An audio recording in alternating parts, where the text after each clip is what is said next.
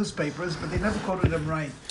So one time he was asked by the journalist, they asked him, so what does the rabbi say about this and this? He says, I don't know, I didn't read the newspaper yet. Sadly, they quoted him, yeah. Okay. Я хотел сказать, ты молодец, ты не устаешь. Я тебя в воскресенье видел. Rabbi Mazel Tov Сейчас for the я вижу. engagement and Да. forthcoming wedding Thank of your you. daughter. Yes. Yeah, devoted. Ты стал таким... Yes, Hashem, it's happening. Let's Спасибо, drink. спасибо. Let's drink to Okay, let's drink the to that. newlyweds to только come я and болею. may they Не, have ну, all я the не вижу, что mazel что-то in the world. пропустил. Everything Amen. is you. Amen. Amen. Amen. Amen. Понимаешь? I just went to his name online and it has nice pictures. Unfortunately, there's always not usually there. Правда не может. So, is that's kosher? It's kosher. You better make sure you have nice phone calls now. Сейчас будет уже хорошо. Да, сейчас будет лучше. He's looking, man. He's looking. I better watch what I say.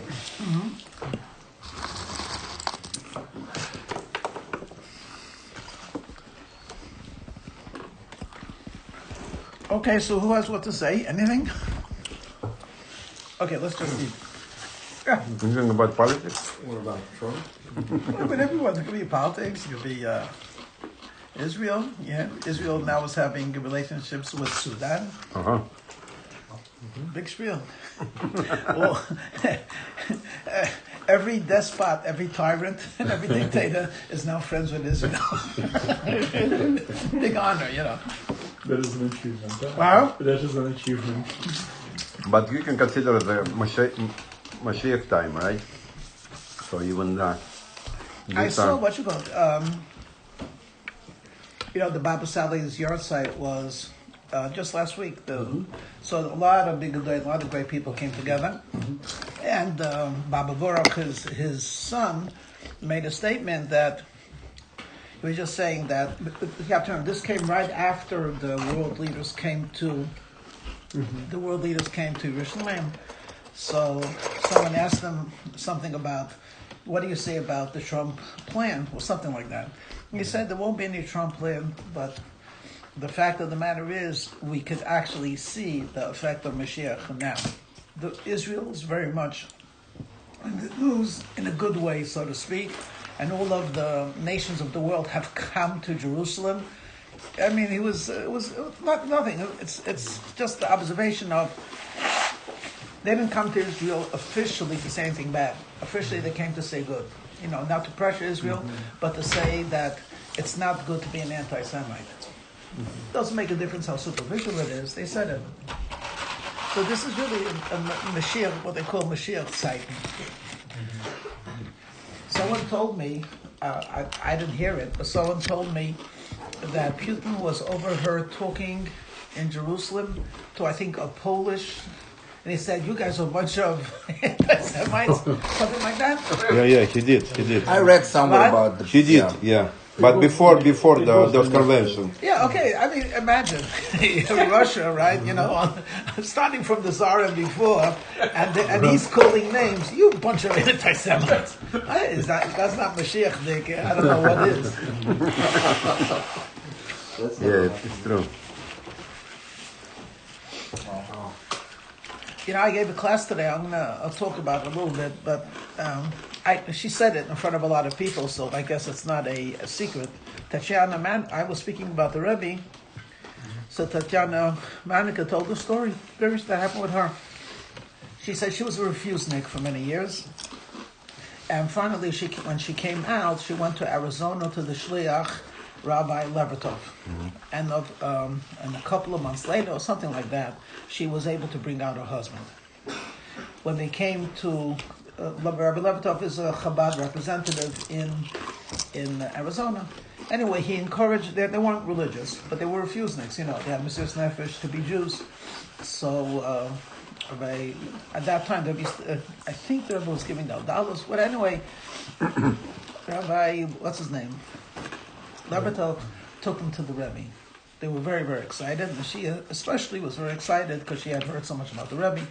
She says, when the Rebbe was talking to us, I was shocked. He only looked at me, would not look at my husband. And I was like really upset.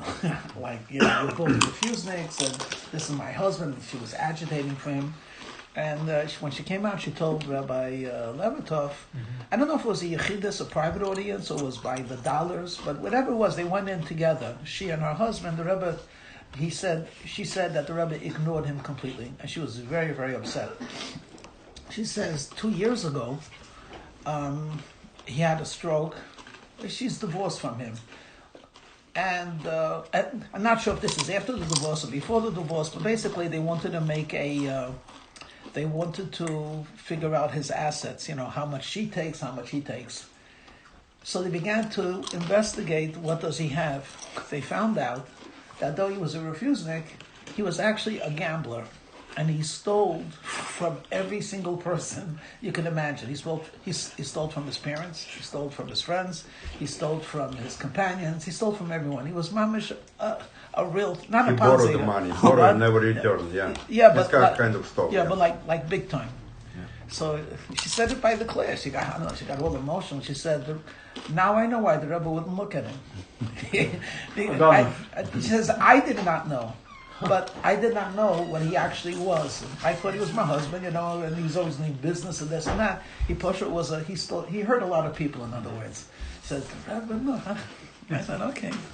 I said, that's your interpretation. There might have been other reasons why you didn't look at him. But who knows? Because it does say you're not supposed to look at the face of a wicked. I don't know. Oh, so, But we yeah. have to warm up a little bit. Give me some. How about don't look at my face? I only see good. I only see good. According to Tanya, I'm wicked. It's, No, you should be lucky to be called wicked. Problem was According to Tanya, we don't even make the book. You know what I mean? I don't even talk about guys like us. Yeah, that's good. Okay. Wow. I should be so. Nixon was asking Gorbachev would have been a great statesman. Yeah. And Gorbachev said, you know, you gotta have something right here. Yeah, that thing. Very good. Never mind, that's a damn shame. Just a joke. That's a joke. That's a crazy story. What? That's a crazy story. Said today I was teaching and they were said Yeah, six sure. other ladies. I don't know. Wow. It is a great story. I told the story of Bob Dylan though, which is real. You know the story with Bob Dylan with the Rebbe? Bob Dylan. Bob Dylan. Canadian I heard something. Not I know he met Rabbi Manis told a story about meeting Bob Dylan. Yeah. Because he got the Nobel Prize for poetry and all this. And Manis Friedman said, you know, I'm trying to figure out the words to this one song. I don't know what they mean. And Right. Dylan said, I don't know what any of my songs mean, except they don't mean anything. But these songs are Bob Dylan went from many extremes. yeah, so we got back into Yeah, so at one point. at one point, Was this in the 80s? I don't know, but at one point he had actually converted to Christianity. Yeah, his songs Right. reflected that. What? His songs reflected that at that time. Yeah. Right. And then of course he did tshuva, you know, he went back to Вы живете на Джудой какой? I don't know, tradition, but even Orthodox. We've related to him.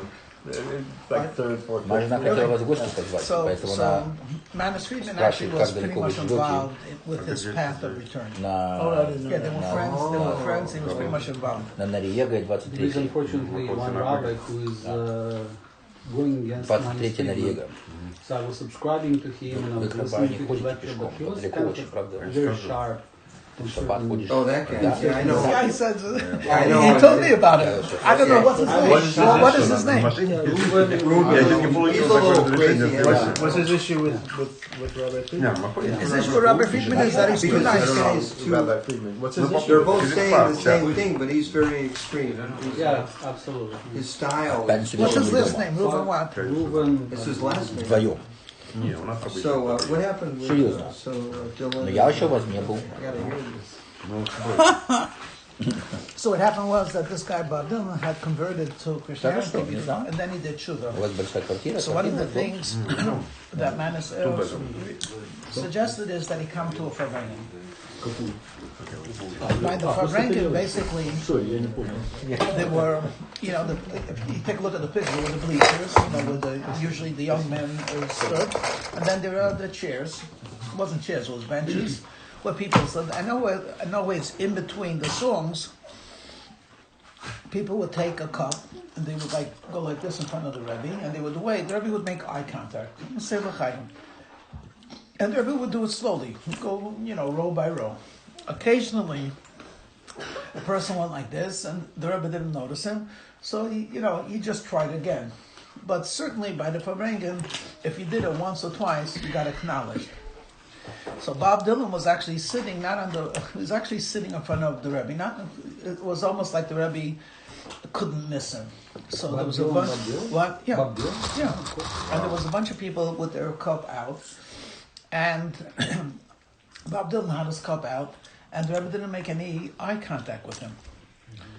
So he did it a second time and a third time, and he realized that the Rebbe seemed to be acknowledging the people before him, after him, but ignored him. And he was really, really upset. Didn't understand why. He's doing tshuva, he's by Farbrengen and this and that. So he spoke to Manas Friedman. So first Manas says, you sure? Maybe it's your imagination. He said, no, it's not my imagination. I know for a fact that the Rebbe was looking on the... So he didn't know what to make of it until finally he remembered something. He had read that even though a Jew cannot convert to another religion, however, it's brought down in the Shulchan Aruch, if a person did so, it is proper that he go to the mikveh. Mm-hmm. Because after all, there's a lot of tumah, impurity, when you say, I'm going to... So he asked Bob Dylan, did you go to the mikveh? He said, no, I'm just new in this business, So he What's said, a mikveh? Yeah, exactly. So he said, go to the mikveh. We'll try again next week. So he went to the mikveh before Shabbos. By the next Farbrengen, the first sikha, he went like this, and the Rebbe acknowledged him. So he was blown away. So he said, though, but why did the Rebbe, I said, I'm so happy that the Rebbe, sort of embarrassed me to do this. Mm-hmm. So I'm not sure the exact dialogue. Maybe I'm making it up. I don't know. But man is told the Rebbe doesn't embarrass anyone. He said, but he didn't say l'chaim to me. So Mana says, probably he didn't see you. In other words, it's not like the Rebbe saw him as he's not worthy or he's unholy. Basically, the Rebbe had pure eyes and only saw purity. When he looked at a Jew, he only saw the good side, never saw the bad side. But this person had some type of an aura from a different religion, which is like idolatry. So basically, he was sitting right in front of him, he was listening, but the Rebbe did not see him. That's expression to her. He who has purity of eyes does not see evil. So it's almost like there are three levels. There are those that could see a person; they only see the evil. It overshadows the good. Then there are those that see the good and the evil, and they say, "Well, let's overlook the evil." And then there's a third level where you don't see the evil at all. You don't see it. So it's not, of course, it's not easy to get to that level, but when you don't see the evil, there's no judging of a person. There's only the good. I've said, so I mentioned that when she told me the story of her husband, I said, that's your interpretation. It might be, it might not be, but I then told the story of Manas Friedman, and I ended off with a story that I've told more than once, but it's so charming it's worth repeating it. And that is about the city of Netanya in Israel. Mm-hmm. It's a beautiful city, basically, and it's near the beach, and the Hasidim of Sanz are there. Mm-hmm. So there was one fellow, I'm not sure if he was American or he was visiting from Israel, but he got up in the morning, Shabbos morning, maybe 8 o'clock, whatever it is, 8:30, and he's wearing his long coat, because he's a chassid. Maybe he was wearing a talis, I do not know. And he's walking towards the shul. The shul was only a couple of blocks away from the beach. So he's walking, and there are people going to the beach. And there's a red light. He has to wait for the red light. And of course, on either side of him are these attractive people wearing no clothes. And he's really feeling uncomfortable. Besides that, he looks like he's a Martian. Everyone is dressed for the beach, and he's wearing this long coat. after all, it's Shabbos. They're all going anyway. As he gets closer to the shul, he gets closer to the beach, and the whole setting upset him very much. That's such an immodest place. The rabbi was a big Talmud Chacham, the real McCoy, a real Torah scholar, and he was like the rabbi of thousands of people. I mean, they asked him questions, and he was their spiritual guide. So after prayers, many times people would wait in line and just to wish him good Shabbos, good Shabbos, good Shabbos, good Shabbos. If it was a guest, they would say a couple of words. So when he's in front of the rabbi, good Shabbos, he said, where are you coming from? I'm coming from this and this place. Have a wonderful Shabbos. So Rabbi, I have to ask you a question. What is it? He says, I just don't understand. Why is it that, how could you have a shul so close to a place of, there's so much immodesty here? So the Rabbi looks at him and says, you're not allowed to say Lashon Hara about Jewish people. He says, it's not Lashon Hara. I saw it. Yeah. It's not Lashon Hara. I didn't get it. So the Rabbi looked at him, you saw it? Okay, in other words, the idea was, how did you see it? What do you mean you saw it? I'm living here X amount of years. I didn't see it. Why did you see it? So the rabbi was funny a little bit. No, he had a humor. Maybe he had a humor. I would like to think that he was a real holy guy, and he didn't see it. In other words, he's walking to shul. People are not modest. It didn't really shock him because he didn't really pay attention to it. So I don't know Maybe he pays attention to people, not to how they do. 100%. I mean, I don't think average noticing people like us everybody might No, see it. You know what I mean? But he didn't. It's But I like remember- your Zaidi, right? What? You told the story about your Zaidi Yeah. when he was swimming and he didn't see any. Yeah, you remember that story? Yeah, I thought I was like really embarrassed. Yeah. But I also told the story. Then I told the story again. I said it to you, Muna, once. But I remember for myself when I was in Kfar Chabad in Israel. Basically, yeshiva boys have a very strict schedule. They're supposed to get up by 6:37. They go to the mikveh, whatever it is. It's a long day. That's the truth of the matter. Not everyone. You can't say everyone learns every minute out of the day, but in terms of a schedule, it's very demanding. It's very demanding. The only time people have off a tiny bit is Friday afternoon. The Seder ends at 12. And then you basically have free time until Shabbos. In every other yeshiva, other than Chabad, the guys do the laundry, they play basketball, they they write letters, whatever it is, they relax. It's the only time, and they're getting ready for Shabbos. Chabad's crazy, as you all know. So what happens is, the boys, right afterwards, right as soon as the Seder is over, we do Mivsoyim. Mivsoyim means we go on a campaign. What's the Rebbe's campaign? Especially on Friday, to get as many men, encourage as many men as possible to put on tefillin, and then in the later years to get the women to light Shabbos candles. So every Friday, 3-4 buses would show up, like school buses, would show up in Kfar Chabad. We would go from the Beis Medrash into the bus. They would drive us to Tel Aviv, and then we came home maybe a half hour before Shabbos. We didn't need any lunch. It was, it was the army. But it was a good army. We did what we were supposed to do. I'm an American. I speak English. Now in Russia today, everyone speaks English, and more people speak Russian than English, But still, when I was there, so like almost 40 years ago, not everyone spoke English. And in the yeshiva, I was one of the few people that spoke English. And I couldn't really speak Hebrew well, and my Yiddish was broken. So I pretty much, that's what I kept to myself. I became a loner, and I learned the whole day. It was my best time spiritually, and the worst time socially. So I lost both. When I came back, I got the learning, and I remained a loner, unfortunately. Anyway, so that's me. But anyway, but because I was an American, they used to go to Tel Aviv. They tried to bring me to man one of the tefillin booths where there's Americans. So we went to Ben Yehuda Street, which had a lot of tourists.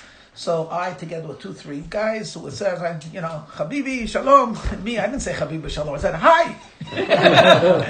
Hi, an American. And that was beautiful. Guys put on tefillin. You think the most irreligious Jew? I would say at least 80% or 75% said sure. they put up the tefillin, Shema Yisrael, Shabbat Shalom, Toda Rabbah, and then they're off with their shorts, running to wherever they're going to be. It's beautiful. Hundreds of people would put on tefillin. Now, this part of the story, I can't remember if I was actually there, or I said it so many times, I think I was there. I don't remember. But this part is true. I used to go occasionally also to the Tachana Merkazit, to the Israeli bus station. It's a big bus station, although because Tel Aviv is a Mecca, so Haifa goes there, Akko, everything is. Now, How old are you? How old was I? No. It's the Haran is old or new. The old one? The old. The old one, not the new. The new one is much nicer. The old one was horrible. It reminds me a little bit like, I don't know, those of you in Brooklyn, New York, you remember Penn Station? Penn Station, it's Manhattan. Penn Station, Amtrak is there. Now it's a museum piece. It's absolutely beautiful. When I was growing up, Penn Station, not only did it smell bad, there was muggings. It was horrible. That's why they actually, But the idiots that made Penn Station made it with very few bathrooms. I mean, just shows you, even these big planners, they're dummies.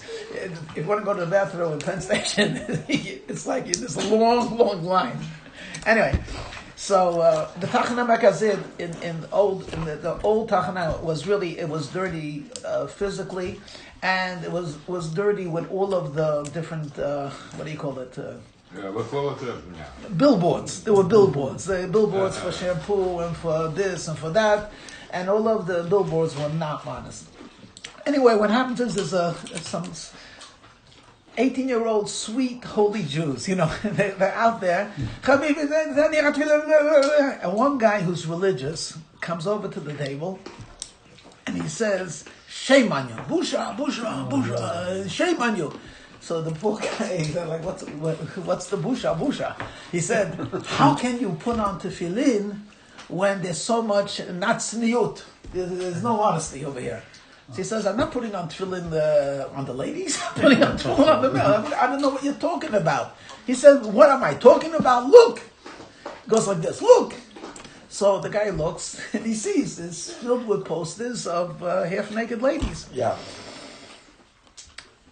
So he went like this. So he said, "Busha, busha, how could you do this?" He said, "It's the first time I noticed that it's there." and I've said the story many times because it made such a big impression. I'm not sure if I was actually there or not, but if I wasn't physically there, it resonated with me because I could tell you the story of myself, which I'm not going because it's too embarrassing. Because I had a route in Manhattan. Is this being close? This thing. Is this being recorded? Yeah. Close it for a second. This is good. I had a route in Surly, those are names that the Rebbe saw him, and was like saying, like, shame on you. But possibly he just didn't see him. Right. Didn't see him. I got to tell you what you call it. They sent out. They sent out like a bunch of different resources for Yud Shvat. First of all, what do we hear? Today's Tuesday night, but tonight is the night that the Rebbe took. Not tonight. Tonight begins the 10th day of Shvat, when the previous Lubavitch Rebbe passed away. He passed away on the Shabbos morning, and then 1 year later, when Yud Shvat ended, because that whole day the Rebbe was at the Ohel, praying by his father-in-law. When he came back to 770, it was a little bit after 9. Maybe he came back at 8 o'clock, but he came to the Farbrengen a little bit after 9 p.m. and he formally accepted the leadership.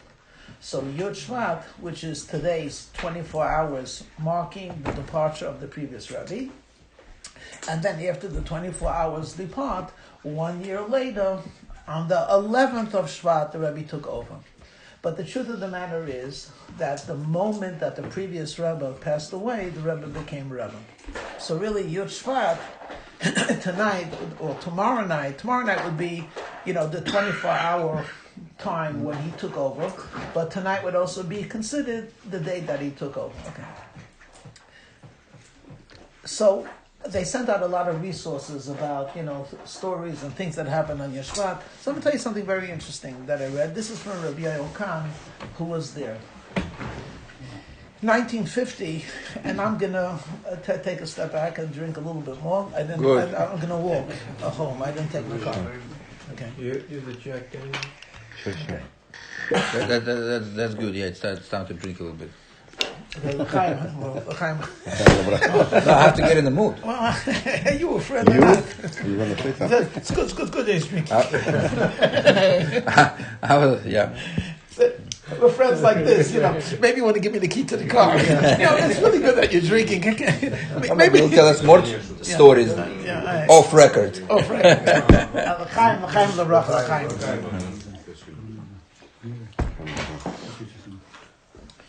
So there's, so he sent out a beautiful. He sent out a beautiful story. Before I tell the story, though, I want to talk a little bit about a general thing, so to speak, to start our, I don't know if we can dignify it, our Farbrengen or our get-together, or a drinking party, or a friendship circle. Friendship circle. And that is, why do we need a Rebbe? Let me explain the question first, okay? When the Alter Rebbe passed away, again, our Rebbe is the 7th Rebbe of Chabad. And it's a dynasty that goes over 250 years. When the first Rebbe of Chabad passed away in the year 1813, his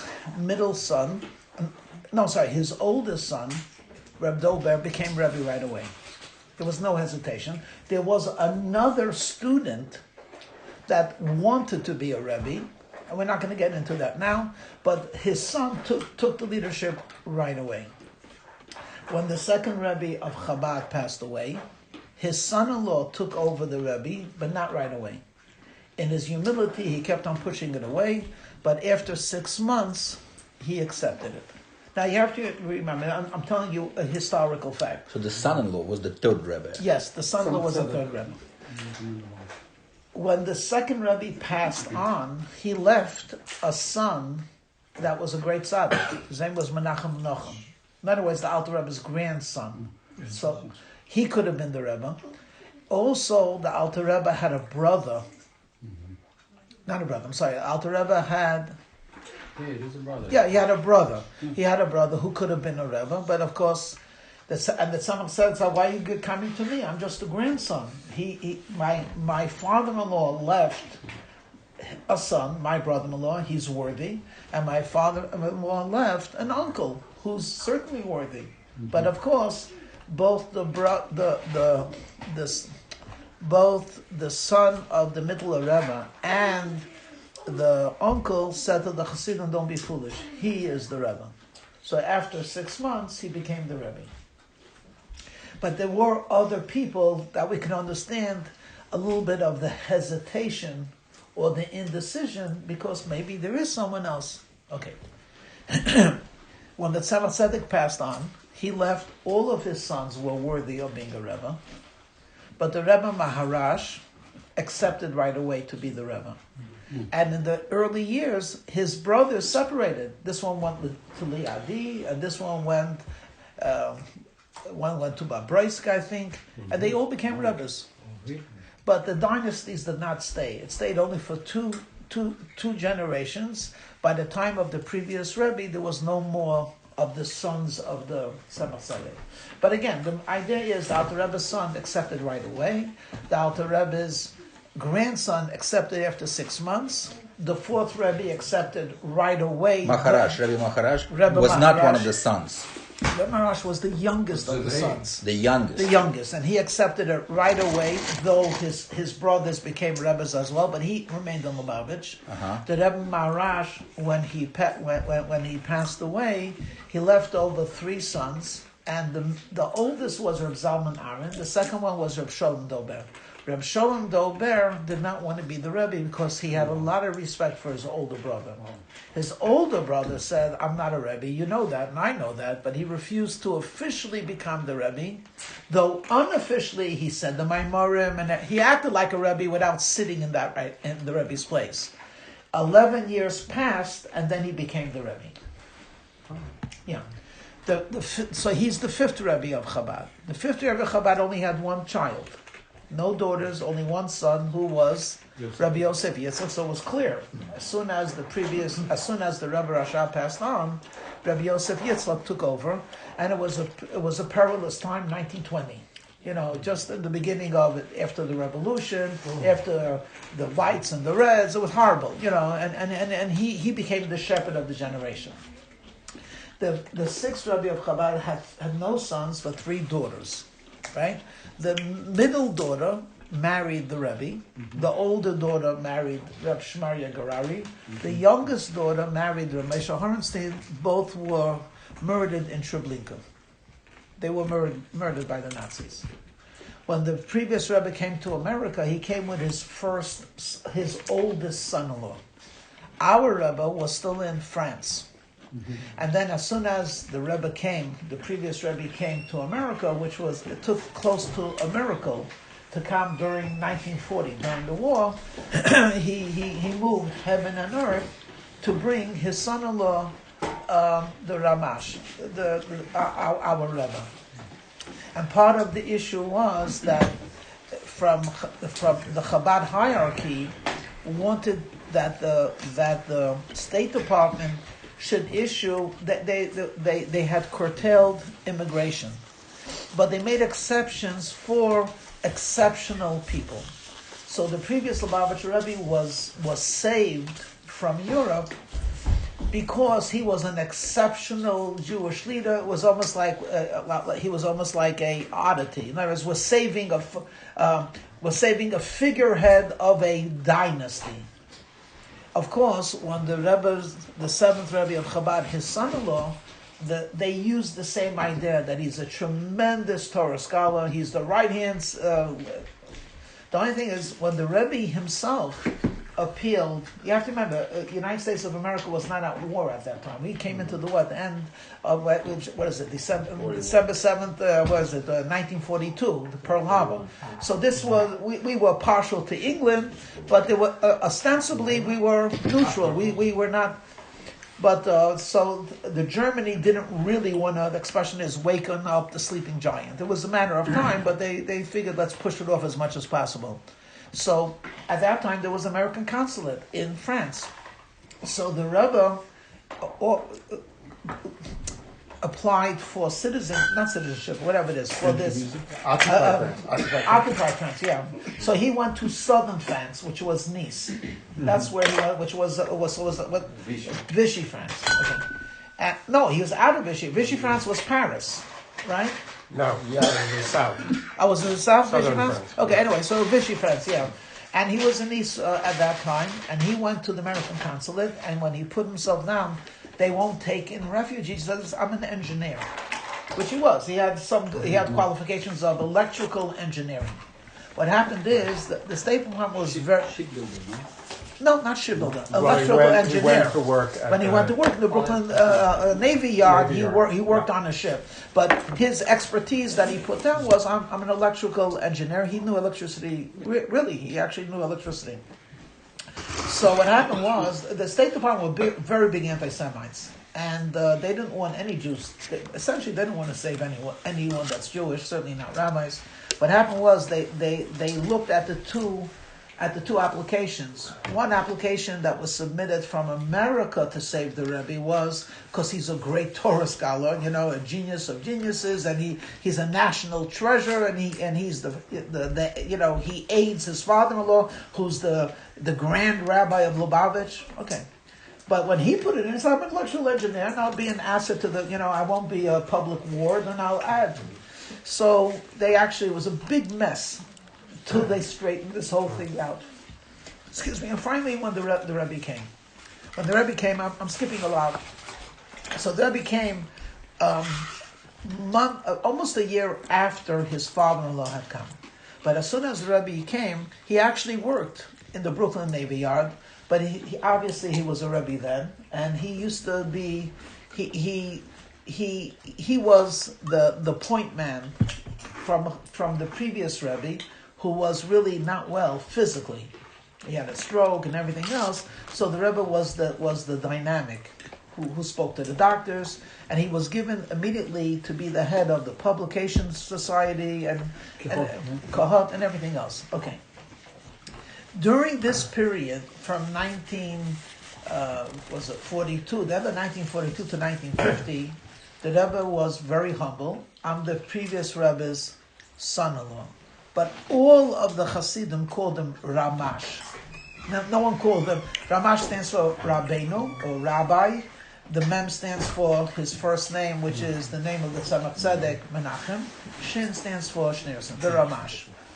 And the previous Rebbe told him that I'm giving you right away a job for the Hasidim. Every Shabbos Mevorchim, every fourth Shabbos, you are to Farbrengen for the Hasidim.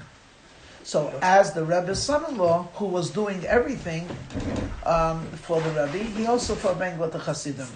And he was very close to the Americans, especially. I mean, these are people who knew very little about Hasidus or Hasidim. They were like really brand new Hasidim. Americans understanding how to treat a Rebbe. And the Rebbe was Moses in the mountain. So the Ramash, our Rebbe, basically was a little bit of a liaison between the Bachrim and the yeshiva students and the previous Rebbe. I know a tiny bit about it because it's written, and because my father was one of those boys at that time in the 1940s. So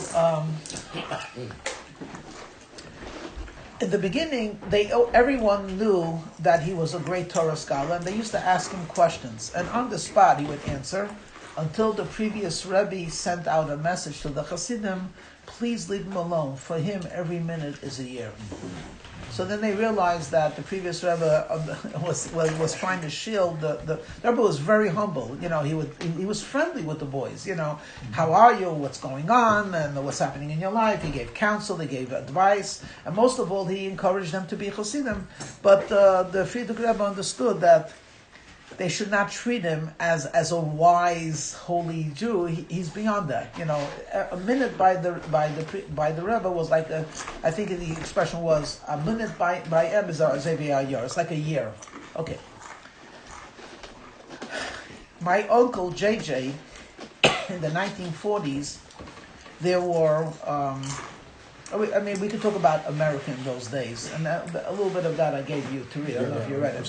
You know, we could talk about America in those days, but one thing was very interesting that New York City had a very large population of Jewish people. Even then, it was like close to 2 million Jews or 1.8 million Jews, and all of them had kids, and all of the kids were going to public school. Every one of them. Very few of them went to a yeshiva or a day school. And the previous Rebbe, who came from Poland, wanted basically to save these Jews. How are you going to get to the kids? How do you get to the parents through the kids? Or how do you get the kids to know that they're Jewish? Nostalgia only goes to the first generation. You understand? They remember Zaidi. Grandchildren are not going to relate to the Alter Heim, the old home. But he found that in New York state law, there's something called that written into the law was that though public school is not allowed to have the religion, every school has to give a minimum of 1 hour a week for religious instruction if the kids want it. And that was called release hour. When they found it, the previous Rebbe said, this is the way we're going to touch kids. And at that time, there were very few Lubavitcher boys. And it started off with maybe 15 or 16 boys going to a public school, walking with them from the public school to the local shul, and then entertaining them for an hour. That was called release time. I'm very proud. I did release time for 2 years in the Bronx, and I was very successful. I mean, I never taught in my life. I had no training. Me and Nuchi Gross. used to go. And he's laughing. I was once a good guy. I was once like one of the bochum that I admire. That's why I admire them, because I remember. So I used to do release time. It was amazing. You touch neshamas. We used to do. We eat kosher. All the songs, whatever it is. And actually, jokingly, I'll tell you, that's where I got my license. Basically, no one wanted to drive with me. But Nuchi Gross was my friend, and we had to get to Bronx, and we used to drive. It's called the Jackie Robinson. It's very winding, and you know where it is. It goes through a cemetery. Sure. So I used to tell Nuchi, I'm not going to teach. I was a better teacher, so he was my assistant when it came to teaching. But he had a license. I said, I'm not going to teach unless let me drive. He used to do tshuva. I mean, we're talking real tshuva. Because I didn't have a license, I had a permit. And I was driving in this curvy place, thinking about how am I going to give a class. It was really something. And we got good friends, because when, they say the best friends is in the army. When it's called near-death experiences. We shared many together when I was driving. So why did he let me at the end? He let me on there because we both believed that because we're doing the mitzvah, Hashem will protect us. Otherwise, he never would have trusted me. Anyway, I got my license in release time. What was his name? Nuchi Gross. Nuchi? Yeah, and he's my age. He go to Crown Heights. He has grandchildren and married. Anyway, his name is Nuchi Gross. So, during that time, Chabad actually tried to get other yeshiva students from Torah Das and Chaim Berlin to actually participate. Little by little, it grew. I don't have the book Shalah, but it actually, I think at its height, I think they had, I don't know how many tens of thousands of Jewish children, men and boys and girls, every single week being taught for 1 hour a touch of Yiddishkeit. Interesting enough, my uncle JJ, Yaakov Yehuda Hecht, at that time was very active. He's a freilich guy. He had energy for 10 people mixed in as one. And he was really good with this release time. And essentially it was given over to him to run release time. And he, forever, all of his life, the previous Rebbe wrote him a letter saying, your shlichus on earth is to educate Jewish children. So later on, my uncle, in blessed memory, he started a camp, Shalah, for the men, for Camp Amunah, whatever it is. This is all like background. So at that time, the Ramash, or our holy Rabbi, they was called then the Ramash, was in charge of this as well. And he was very close with the boys. My uncle JJ once told him, he said, the Rebbe, I was your chassid before you were my Rebbe.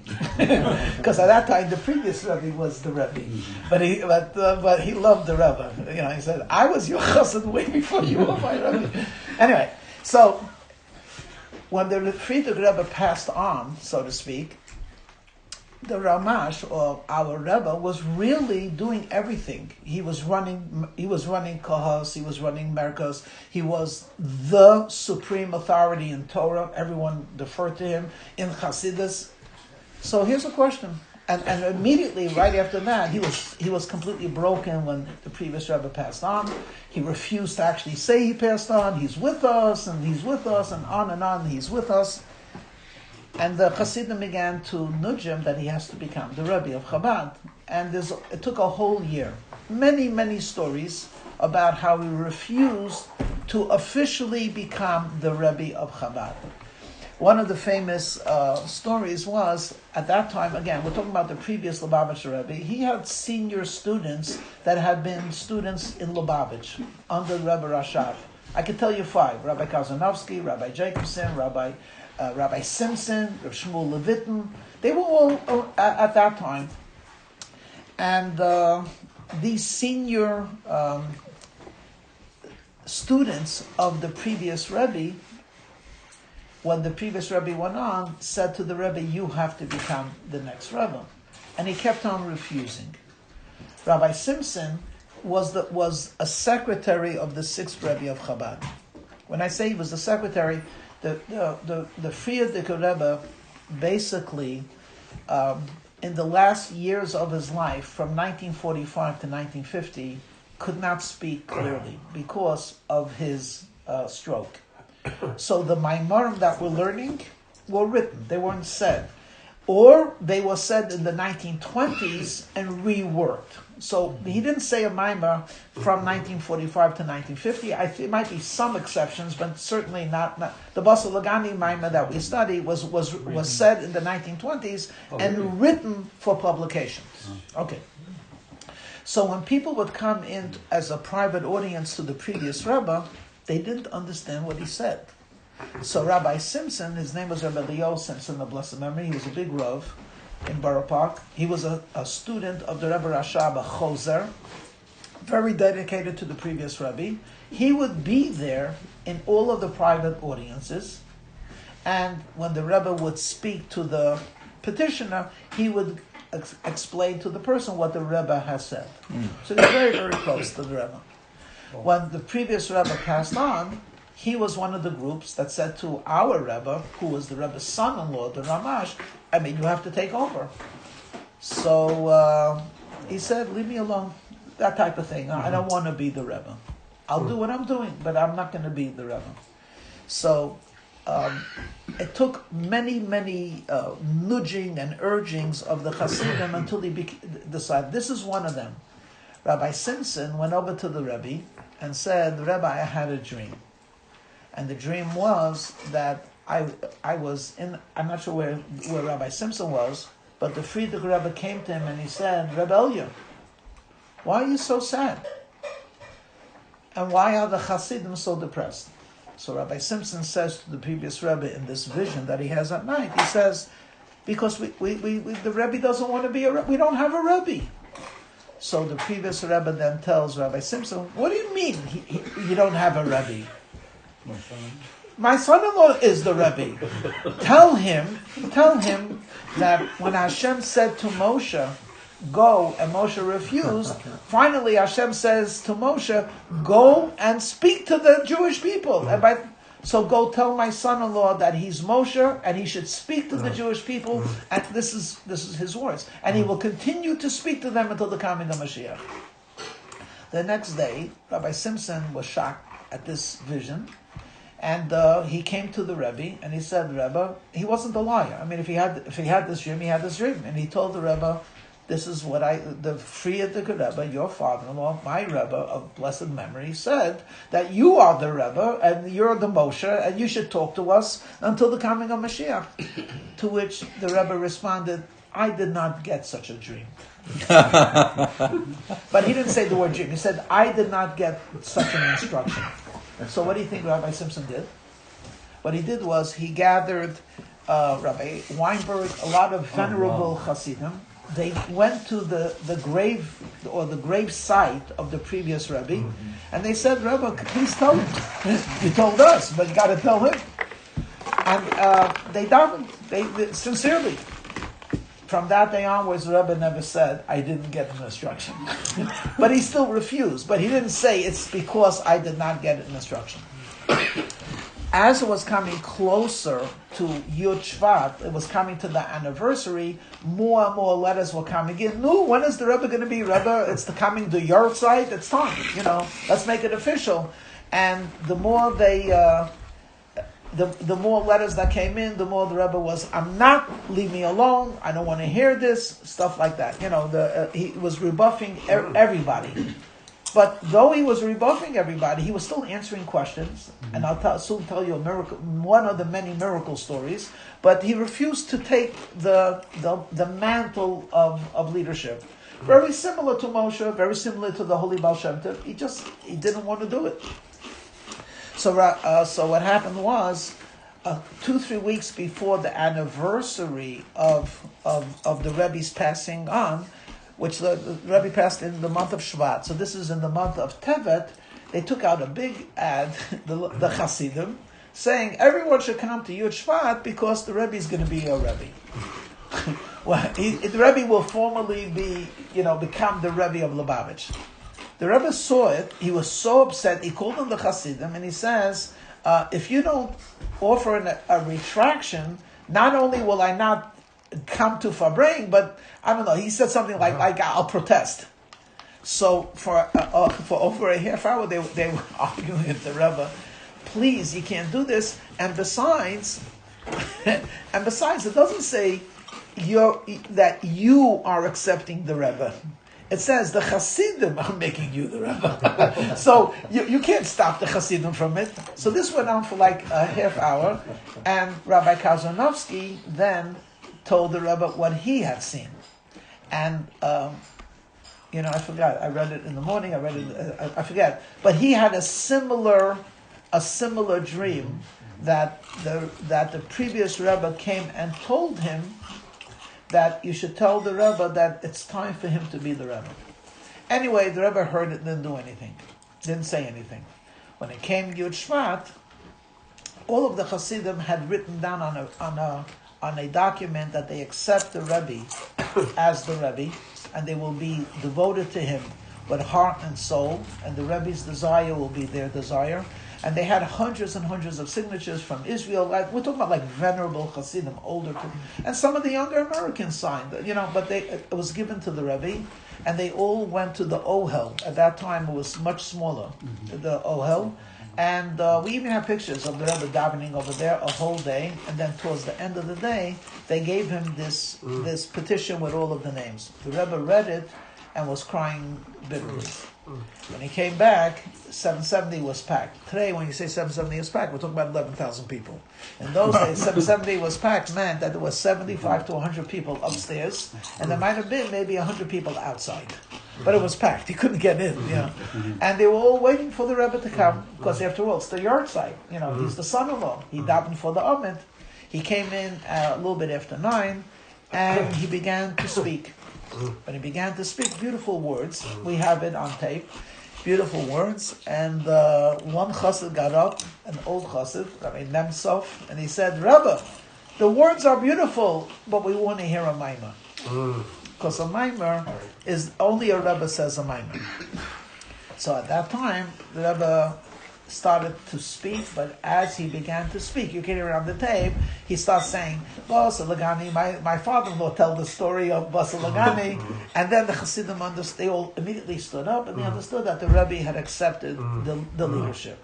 That's when he made the famous, and the Maimon was broken into 2 parts, you have to read about it and everything else, but that's when he made the famous statement, Rabbi Levin repeated it, the famous statement of, in America, the custom is to make a mission statement. The mission statement is there are 3 loves: the love of God, the love of Torah, the love of Israel, and the mission statement is that they're all one. You can't have one without the other. And then the Rebbe spoke about how each of the Rebbes of Chabad did an outstanding act of loving a fellow Jew, whatever it is. A little bit later, there was l'chaim and everything else, and then the Rebbe said, I have accepted the responsibility, but don't rely on me. I will help you. That's what he said. I will help you. But it's up to you to do what you're supposed to do. Anyway, it ended on a high. The Chassidim were up a whole night, Farbrengen and everything else. Okay. So this is the background to the question that I have. Why was everyone pushing the Rebbe? He was acting post facto as a Rebbe without being a Rebbe. In other words, what is the difference between and I say lahabdil to make a separation between east and west? In other words, or north and south. You have someone who leads a company, okay? He has the mission statement. He makes all the decisions. The Rebbe could have been the CEO, as if to say, of Lubavitch. It's easy to explain that. Baba Mitzia, 86a, explains that somebody came to Rabbi and he said, how can we see Hashem's face? Because Hashem is always turning the face away from the person, because if the person will see Hashem's face, he will just go up. So Rabbi said, look at my face. So the same goes over here. Rabbi is an extension of Hashem, so to say, because he's practically transparent to his ego. We don't even comprehend that. Right? Can you be transparent to your ego? So when the person like Rabbi transparent to the ego, then he actually just brings the light of Hashem, so to say, and you can see Hashem. You are absolutely right. Sorry. But absolutely right. My question is, why do you have to be a Rebbe for that? He was a tzaddik anyway. Why do you need a title? Yeah. Oops. It's a good question. Isn't it like, Isn't that Ring it. Hold on a second. Let me. Wait, get under there. it's good you're walking? Well, at least my wife will say, "Boy, that must have been so Officer, I didn't have a drink. I don't even know what it is, you know. But that's my question. You understand? Zev, do you understand my question? It's not a deep question. It's just a provoking question. That's why I gave this long spiel. The Rebbe was actually everyone knew the Rebbe was a holy man. Everyone knew that the Rebbe was a super Jew. The previous Rebbe himself, spoke highly. I have an of. answer. Let me just finish. I just want to make this very clear. And during this whole year where he refused to be a Rebbe, he was answering questions, and miracles were happening. Were actually happening.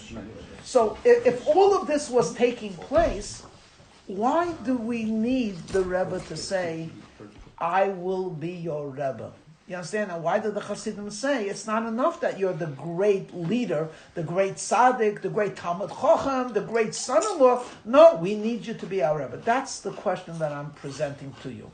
What you said is 100% right. You look at a Rebbe, you're connected to Hashem, but isn't it true that there are there's holiness in people, very few of them like a Rebbe, but there are holy tzaddikim who are not your Rebbe, but they are a tzaddik. And you can get, quote unquote, the benefits of that. Ask him for a bracha, ask him for guidance. He has to be your Rebbe. I mean, I personally would not go to another Rebbe. I don't know of another Rebbe, I told you this many times. The Baba Sali is one example of a holy tzaddik who was very friendly with the Rebbe. So I told you the story of Abu Seira, Meir Abu Seira. Meir Abu Seira is distantly related to the Baba Sali. But he basically had a relative, first of all, Chaim, everybody, he had a relative who had something wrong with his foot. I'm mixing up two different stories. So it might be two different stories. I'm making it into one, okay? But the story is true. I'm just not sure if it's one or two. Anyway, he had a relative that had an issue with a foot, and when he came to the Lubavitcher Rebbe, the Lubavitcher Rebbe said, "You come to me. You come from the family of Abu Chatzera, and the Abu Chatzera family." And the Rebbe said like this: they have the ability to make miracles to the right and to the left. So you don't have to come to me. This guy wrote a letter to the Rebbe with tears. Why are you sending me away? I want to be your chassid. If he was interested, you understand, in a remedy, he would go to a holy tzaddik. The Abu Chatzera family have tzaddikim. No joke. Real tzaddikim, they could walk through a wall. I mean, they have a special in with God. They're holy tzaddikim. No, I want to be a chassid. I'm not looking that my foot should be recovered. I'm looking to connect to you. One of the things that I'm going to connect to you is when you bless me. So he told over that story. He tells the story himself that he had a health issue. He was into microbiotics. Right? Brown rice and all that stuff. This is in the 1960s. Really, in the 1960s. And he was a leader in this, by the way. So he went to France. And there was a big healer over there. A big, some type of a guy who had like energy fields, all kinds of stuff. And this Meir, I loved him. Because I have to tell you the background. He lived on 3 blocks away from us. We live on Ocean Parkway, Avenue U. He lived on Avenue R. And my father would drive him to the Farbrengen. So I used to be in the back listening, the way they talked. I mean, he was a remarkable human being, whatever. And he had the power to bring back hundreds of people, which he did, through health. Because at that time there was a counterculture, the hippies, 1968, 1970, 1972, they were looking for alternative ways to live. And one of them was a healthy lifestyle. At that time, microbiota. Today, there's a million crazy, only protein, only carbohydrates. In those days, it was still normal in the sense that there were very few diets. There wasn't the Pitkin diet and the Itkin diet and the Hollywood diet and the diet, that Stone diet. And, so for him, I remember him telling my father, he says, "You know what we did last week? I led a group of people to AMP. It was like a big shop. It was a big supermarket. AMP. He says, guess what? We walked, and we walked to the bread section. The bread section had Wonder Bread. It was, I don't know if it's still in business. It was called Wonder Bread. White bread. And it was like a 2-pound white bread, like this. And he says, we all walked over, and then I took out one of these 2-pound breads, and I went like this. And it turned it not into 1 pound. It turned into, and everyone was laughing. It's preservatives and air, you know. And then we went home and we baked brown bread. He used to bake bread with the guys and with the girls actually. He brought back hundreds of people. And he says, our bread, you needed a hatchet to break it. It was thick, it was strong. I mean, if it fell on you, you could get a concussion. And he used to do this. They had Twinkies in those days, you know, like some type of muffins. Anyway, it was, you know, so he was a big leader in health. He wrote many books. What's his name? His name was Meir Abasera, and I talk about him a lot because he came one Shabbos. I'm just rambling. I hope this doesn't go anywhere. He came one Shabbos. I think Rabbi Langer invited him to give some type of a talk on health. But I was lucky. Rabbi Langer at that time, I don't know what happened, but he stayed Shabbos by me. We had a tremendously great Shabbos. I enjoyed every moment of it. Of course, he didn't eat anything. And he made fun of my gefilte fish. And he spoke about the dead fish. He said, what are you going to do with it after Shabbos? I said, I'm going to eat it until Wednesday. You know, he really, you know, he had it just a touch. And he Langer? Yeah. You go that far, huh? Yeah. And he told me, he says, that he didn't eat any chicken. He's microbiotics. But the Rebbe told him, on Shabbos, he should eat a little bit, you know, but only Shabbos. He says, anything I don't eat on Shabbos, I don't eat afterwards. He was really good. I enjoyed every minute. He was just filled with wisdom and humor. And he also knew how to give me a compliment. At that time, we were on Geary. I'll never forget this because I was so proud. We were on Geary, the bookstore. And does anyone know where that is? Geary and 18th.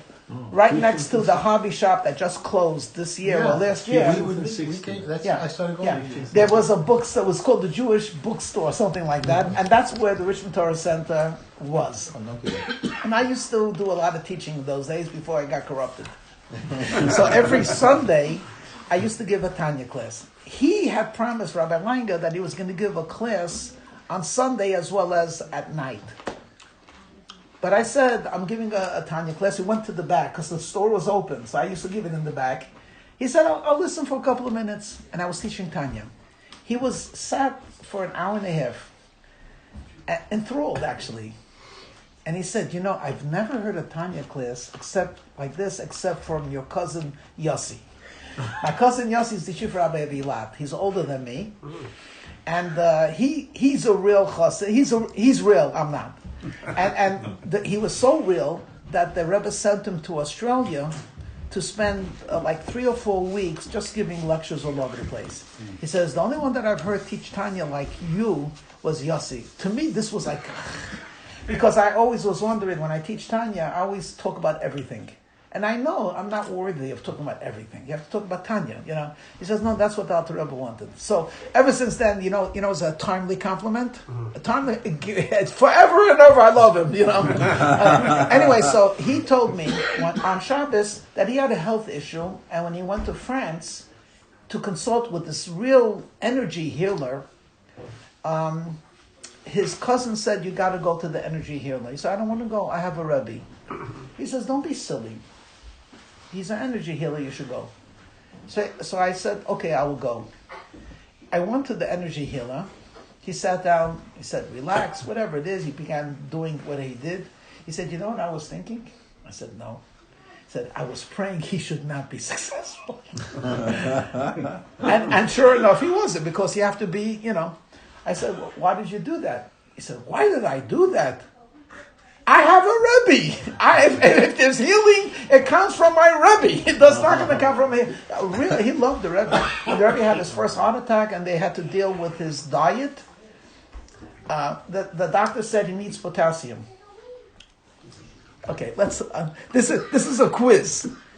What would you recommend for potassium? Bananas. Bananas. Potatoes and figs. Very good. Everyone said bananas. They called up Meir Abaseri, say bananas. Don't no bananas. No, bananas. What you do is you give what was that thing? Potatoes and carrots or something like that.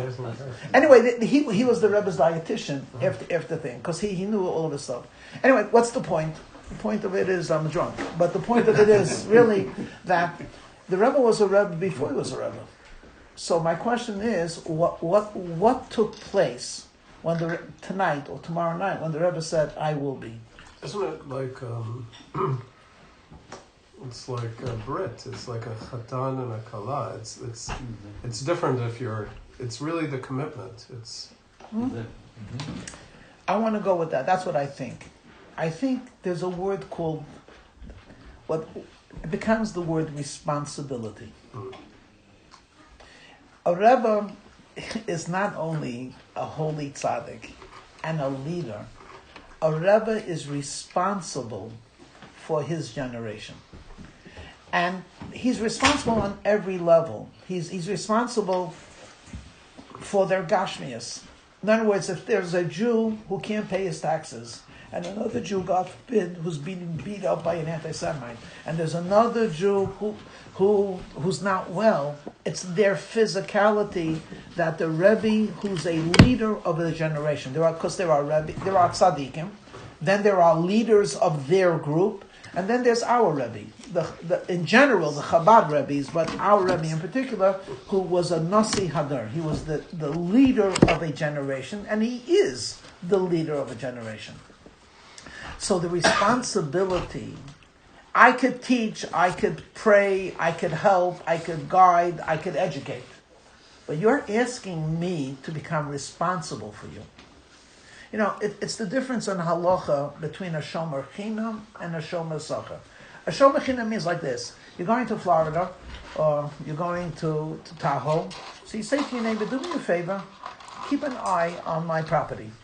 Okay, I'll keep an eye on your property. Are there any liabilities if someone breaks into the house? No, there are no liabilities. What happens if you say to your neighbor, I'd like to pay you $100, keep an eye on my property, and you make it into a contract? And then they break into the back. Now this guy is going to be taken to court. Whether or not he'll be responsible, I do not know, but something changed. In the first case, he's a good neighbor. He really is watching. He will call the cops, maybe he'll come out and shout, but he's not responsible. In the second case, you become responsible. Hashem said to Moshe Rabbeinu, do you want to take out the Jewish people? Of course he wants to take out the Jewish people. Do you want to be the leader of the Jewish people? No. I don't want to be the leader of the Jewish people. That means I'm responsible that we're going to be in the desert and they're going to complain, we don't remember the cucumbers. We remember the cucumbers. Where are those cucumbers? Where are the leeks? Where is the fish that we ate in Egypt? If I'm a leader, I say, look, it's I guess it's not here. If I'm responsible, I'm responsible. I have to deal with these backward people. Our Rebbe was a person way beyond a person who's on the seventh heaven. He a lightning rod. You understand? Like he's the ladder of Jacob. One part of it is in heaven, one part of it is on the ground. There are angels going up and down. That's our Rebbe. He's going up and down this ladder. He connects God and holiness with the world. And he says, I'll help you, because he's a good-natured tzaddik. He loves Jewish people. But we say, no, we want you to be our Rebbe. He says, what Rebbe? Leave me alone. You want me to be responsible? Responsibility, basically, when you become a Rebbe, not that I am, but you read about it. The responsibility of Rebbe is awesome. Two things happen simultaneously.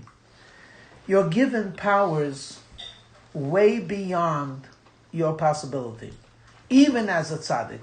There's a famous story of Rabbi Isaac Hamala. I don't know if you've heard of him before. Rabbi Isaac Hamala was one of the great Hasidim of the second Rabbi of Chabad, and he was already a student at the first Rabbi of Chabad.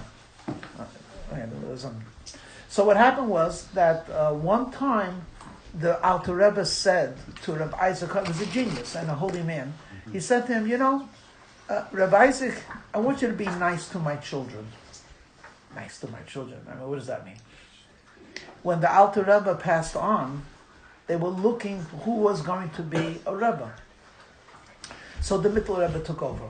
So Rabbi Isaac Hamala became like a student, but a senior student. When the Mittler Rebbe passed on, you remember I told you Tzemach Tzedek for 6 months didn't want to take the leadership. So the Hasidim said, maybe we should pick one of the greatest students. After all, he was a student of the first Rebbe. He was a senior student by the second Rebbe. He was certainly worthy of being a great tzaddik. So they asked him to become a Rebbe. So they sent him a coach to bring him to Lubavitch. So the story goes, he put his foot on the coach, like one step on it, and he stayed like that maybe for an hour or two. Didn't move. And then he took his foot down, and he said, no, I don't want to go. The Tzemach Tzedek, the third Rebbe of Chabad, is the Rebbe. Later on, they asked him what was going on. He said, when they told me I should be a Rebbe, I put my foot on the coach to go in, and I have to tell you, the world opened up. I saw things I had never seen. I understood parts of Torah I never understood. And I was like, man, to be a Rebbe means they give you the wherewithal. If you're responsible for a community, they give you that blessing. And then he said it was hard. I was like in a different world. I was about to put my second foot and actually go. And then I remembered the words of the Alter Rebbe, be nice to my children. And I realized, 1 second, the Alter Rebbe has a grandson. It's his. So I took it down. But the story is amazing, that becoming a Rebbe means they give you whatever you have, they give you additional resources, which is beyond any person's individual capacity to grow. On the other hand, once you become a Rebbe, you're responsible for Gashmias. You're responsible for Ruchnias. You're responsible for the sinners of Israel. What does it say in Tanya in the 2nd chapter? Even those that rebel against the tzaddik, they're the worst of the worst. Where are they getting their inspiration from? Their life force? From the tzaddik. You have to be... Why do we need a Rebbe? Or why did the Hasidim need the Rebbe? Hasidim understood that they're not looking for a spiritual guide, though they needed one, because he was a spiritual guide. They were not looking for an inspirational figure. He was Farbrengen with them and so on. But they were looking for a father. They were looking for someone who would deal with them on a really deep, intimate level. Your problems are my problems. Your struggles are my struggles. Your growth is my growth. That's for a king, for a Nasi in Yisrael, to accept going down. That's something which... Okay, sometimes you want to know if you were successful in raising good children. When a son comes to Farbrengen with 2 bottles of whiskey, you know that you were not completely. Okay. Anyway, give me another time. Let's sing a little bit. Sure. And then you open up for questions. Then we'll speak a little bit more, and then I'll open up. That's it. Oh no, he wrote one. There's a lot. Okay. More where that came from. Da da da da da la da dum ba ba da ba da da dum ba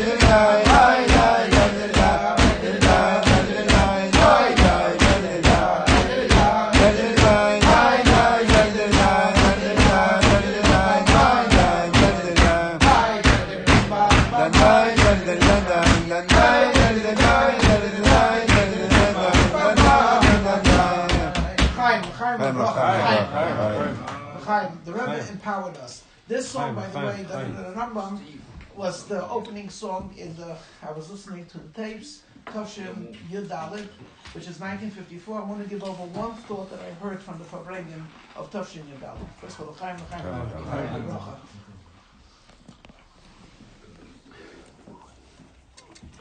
The Rebbe told over a story from the Gemara, Chulun Daf Zayin, page 7. Very famous, beautiful story. One of the remarkable rabbis of the Talmud, his name was Rabbi Pinchas ben Yair. This great holy sage was not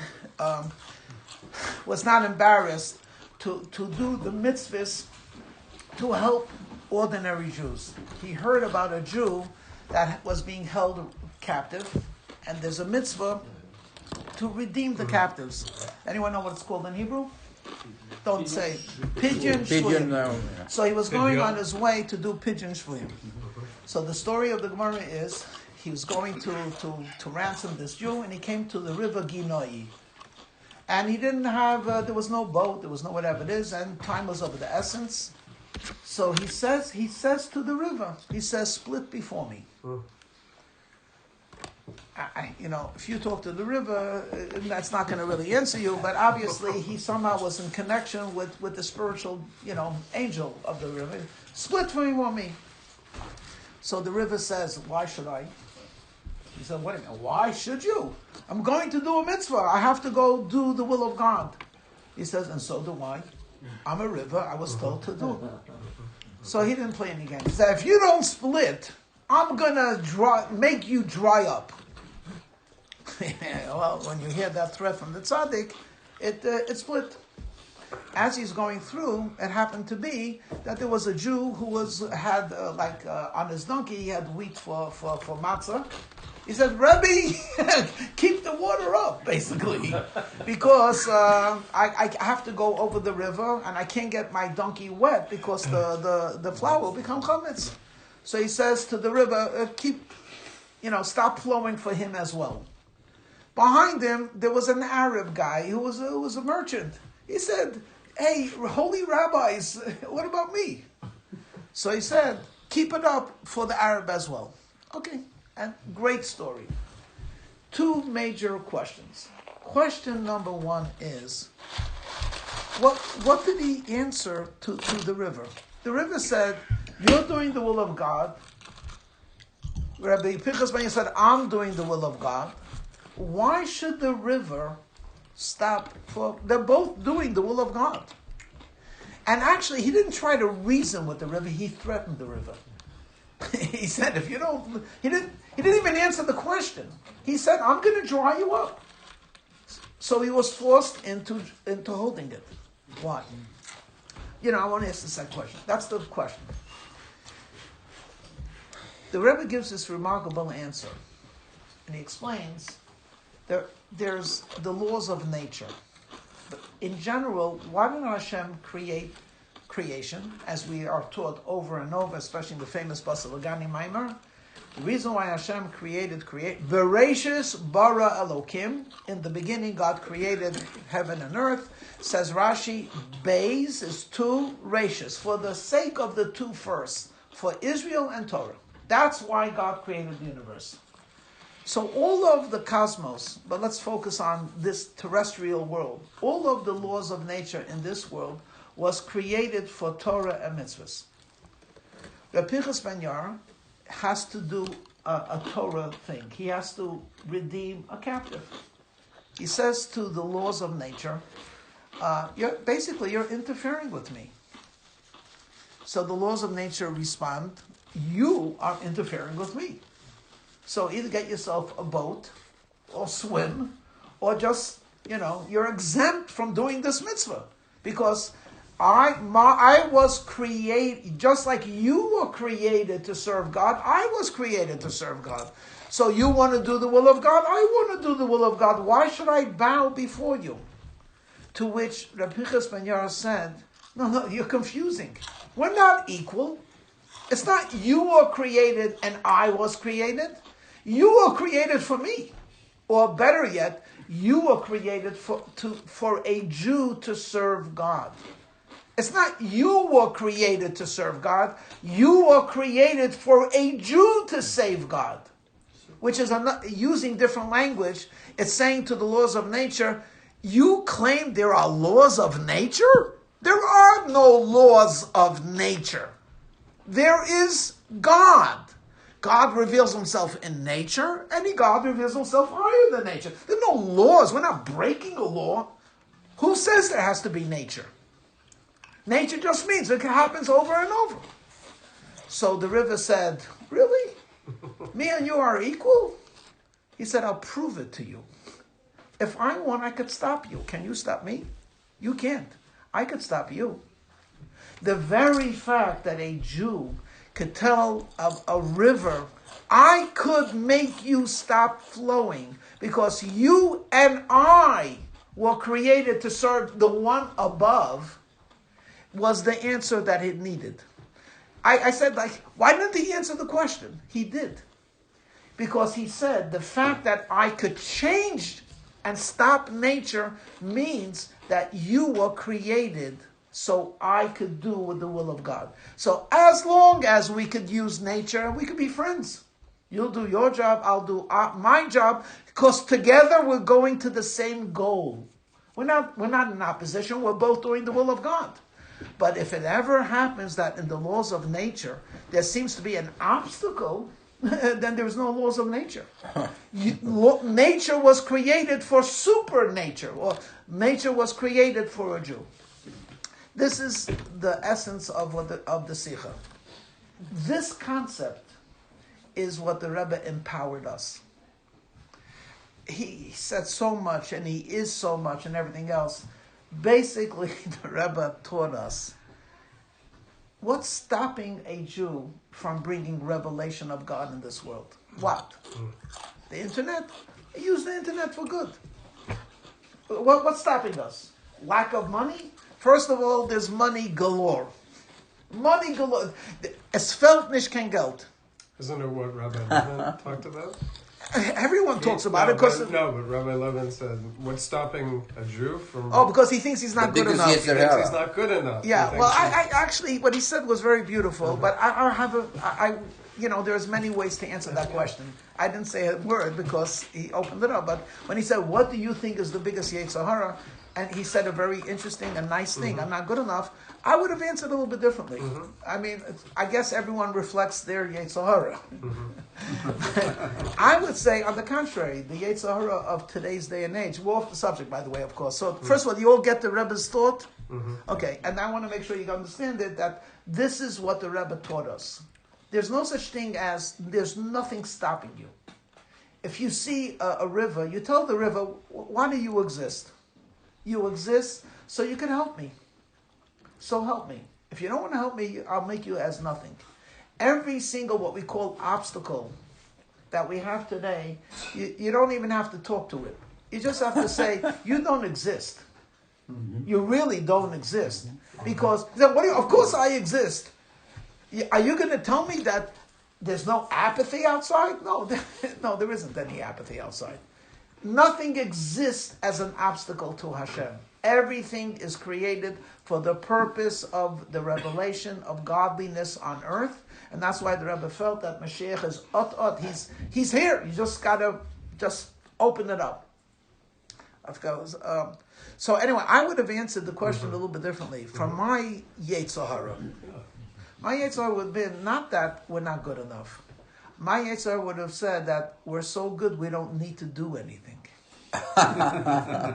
That's the Yetzer Hara. Like, you want me to put on tefillin? I'm a good Jew. You understand? In other words, you want me to give tzedakah? I'm kind. Right, I do enough. I do enough. And I said, it's not that I'm not good enough.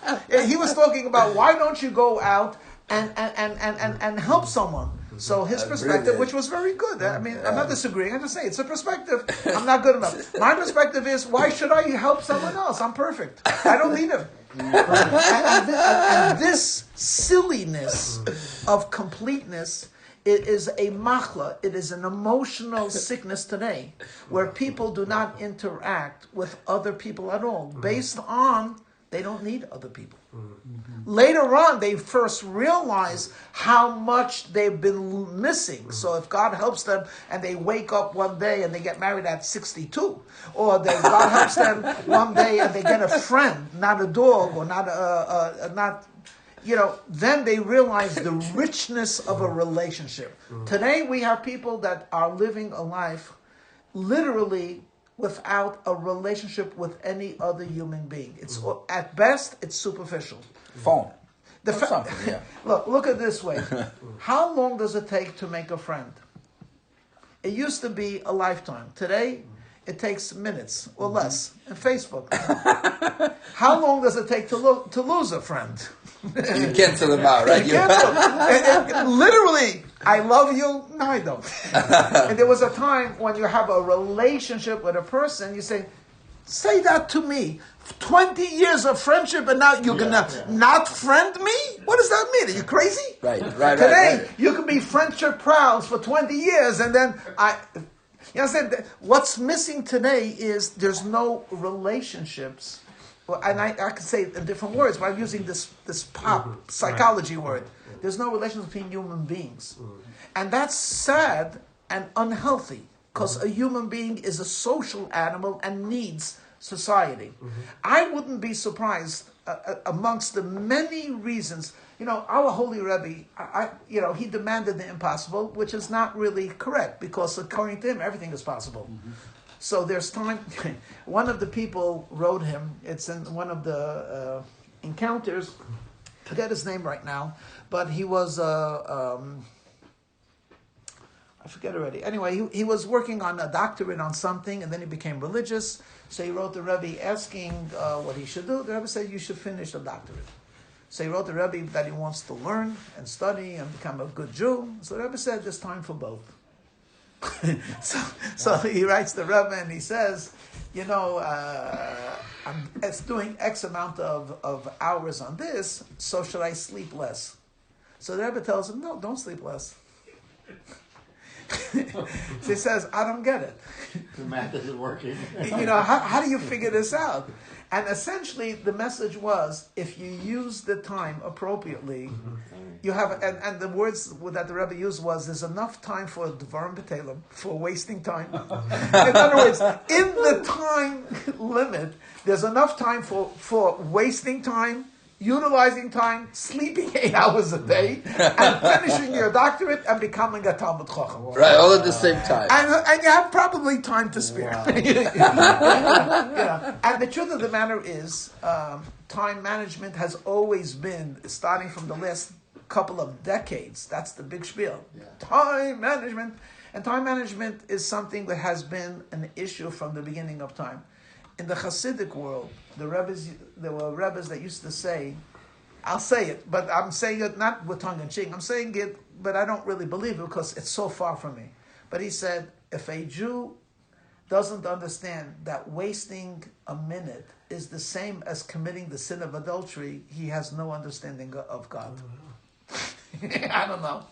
In other words, time is so precious. Time is such a gift. Time is such a... How can you waste a minute? Right. How can you waste an hour?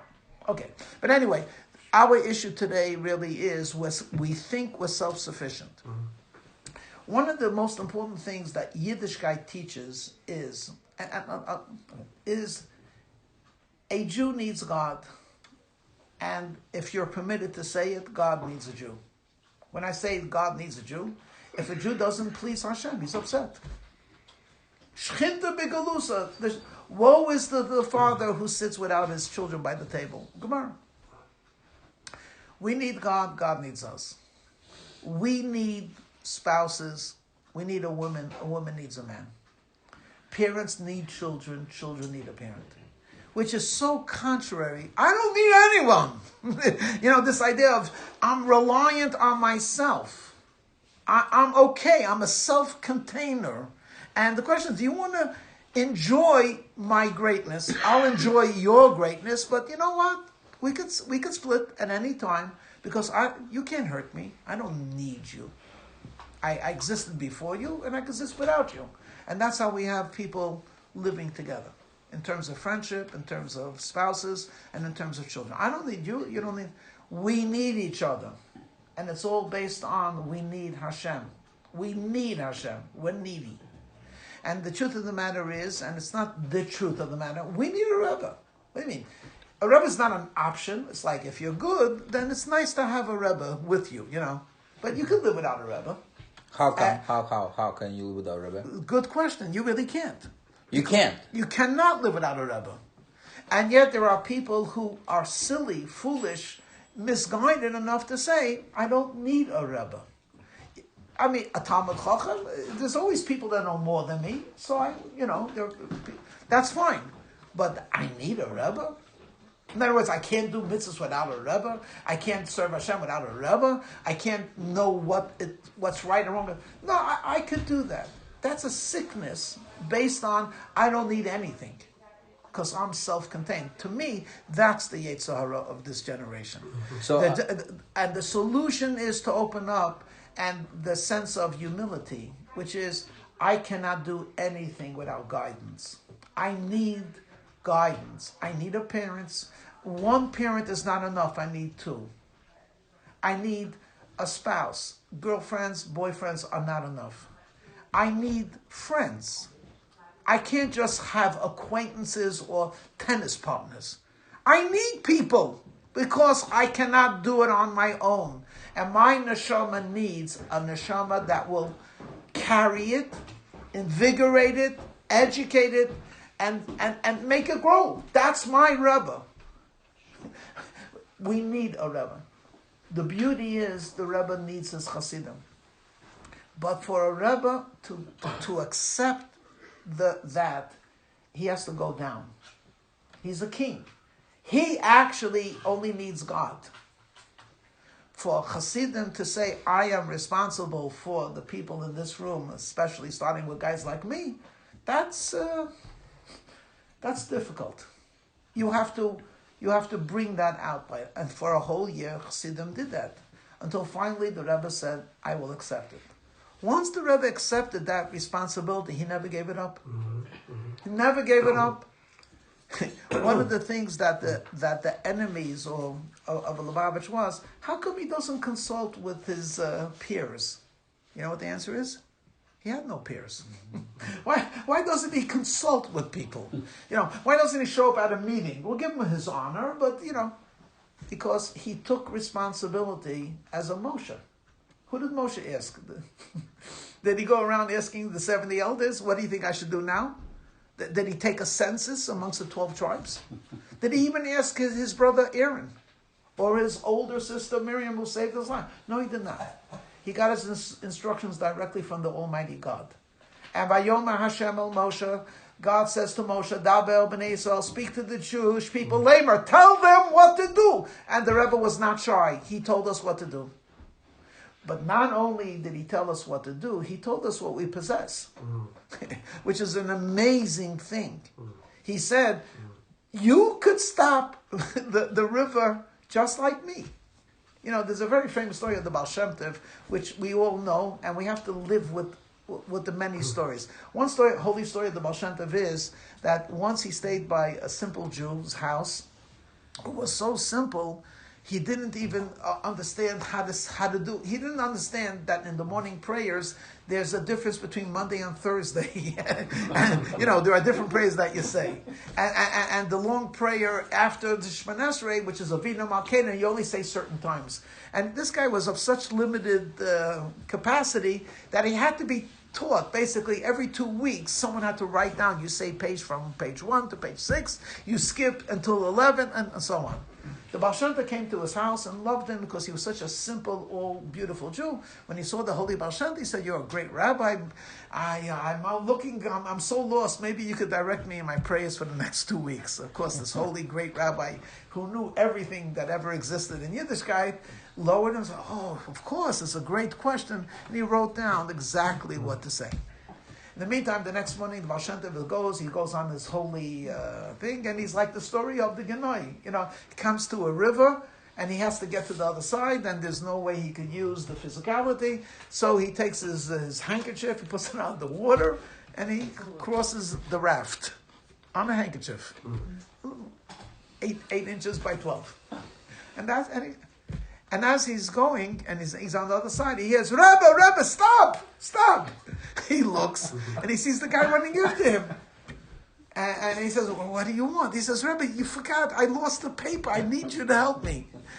So he says, I'll write it down for you, but tell me something. Before I write it down, how'd you cross? He said, I don't know, I saw you put a handkerchief, so I put a handkerchief. So he said, you know something, I think you should do it your way. It's a famous story. What's the point? The point, you could cross. The Rabbi said it by the Farbrengen, by the way. Every Jew could cross an ocean with a piece of cloth if he had the proper faith. Don't try it. Because even the Holy Baal Shem Tov, as you know, the famous story, when he was in Istanbul on Pesach, he wanted to go to Israel. So one of the many, many stories that are said, that he said to his Sefer, the Tzvi Sefer, he says, I want to go to Eretz Yisrael. He said, Rabbi, I'll try to get a ship, but I don't know if there's anyone going to. He says, we don't need a ship. We could go on a handkerchief. And you could go with me, providing you concentrate on this and this divine name, and do not divert your concentration for a minute. He said, Rabbi, I don't want to risk your life. In other words, the Baal Shem Tov wanted Reb Tzvi Sefer, who was no small guy, to go with him. He said, I cannot do it. But the greatness is, our Rabbi basically did that for us. He basically said, you could do it. You could do it. You could do it. He said it to every single chassid. You could do it. My brother Eli told me this more than once. He told me a couple of very interesting yichidusim that he had with the Rebbe. One thing that he told me over and over, but you can hear it from Josh Gordon of blessed memory. He said it publicly many times as well in his life. But my brother Eli told me that there were times when he couldn't pay the mortgage. It was like he was choking, really choking. He was trying everything, And his friends that he had asked for loans, he couldn't ask for because he already owed them. I mean, he was joking. And he writes this Rebbe this desperate letter, like, Rebbe, I can't handle it anymore. I want to resign. And, and the Rebbe writes back. To Josh Gordon, he gave a different answer. But to Eli, he says, this is not the first time you had this problem. Hashem helped you then. Why are you so upset now? Yeah. Hashem will help.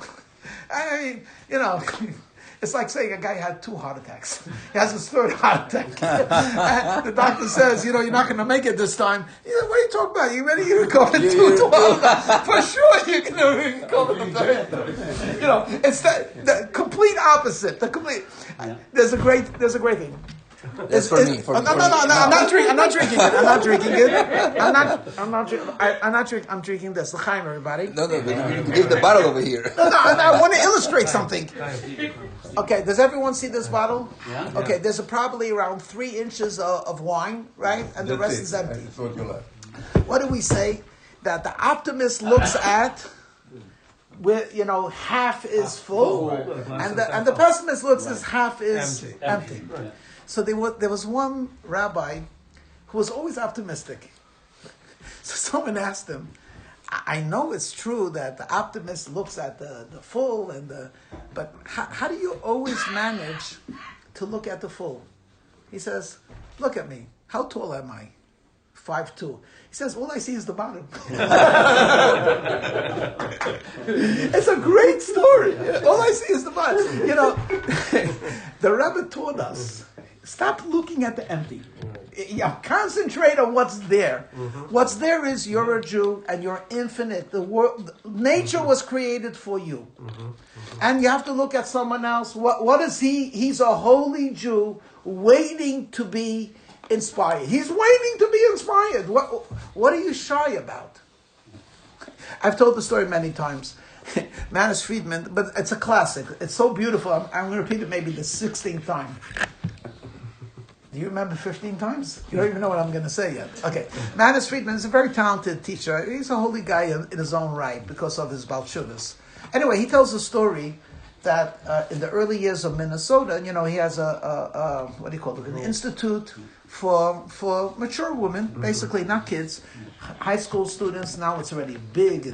Anyway, and in the early years, it was amazing. They would go to many.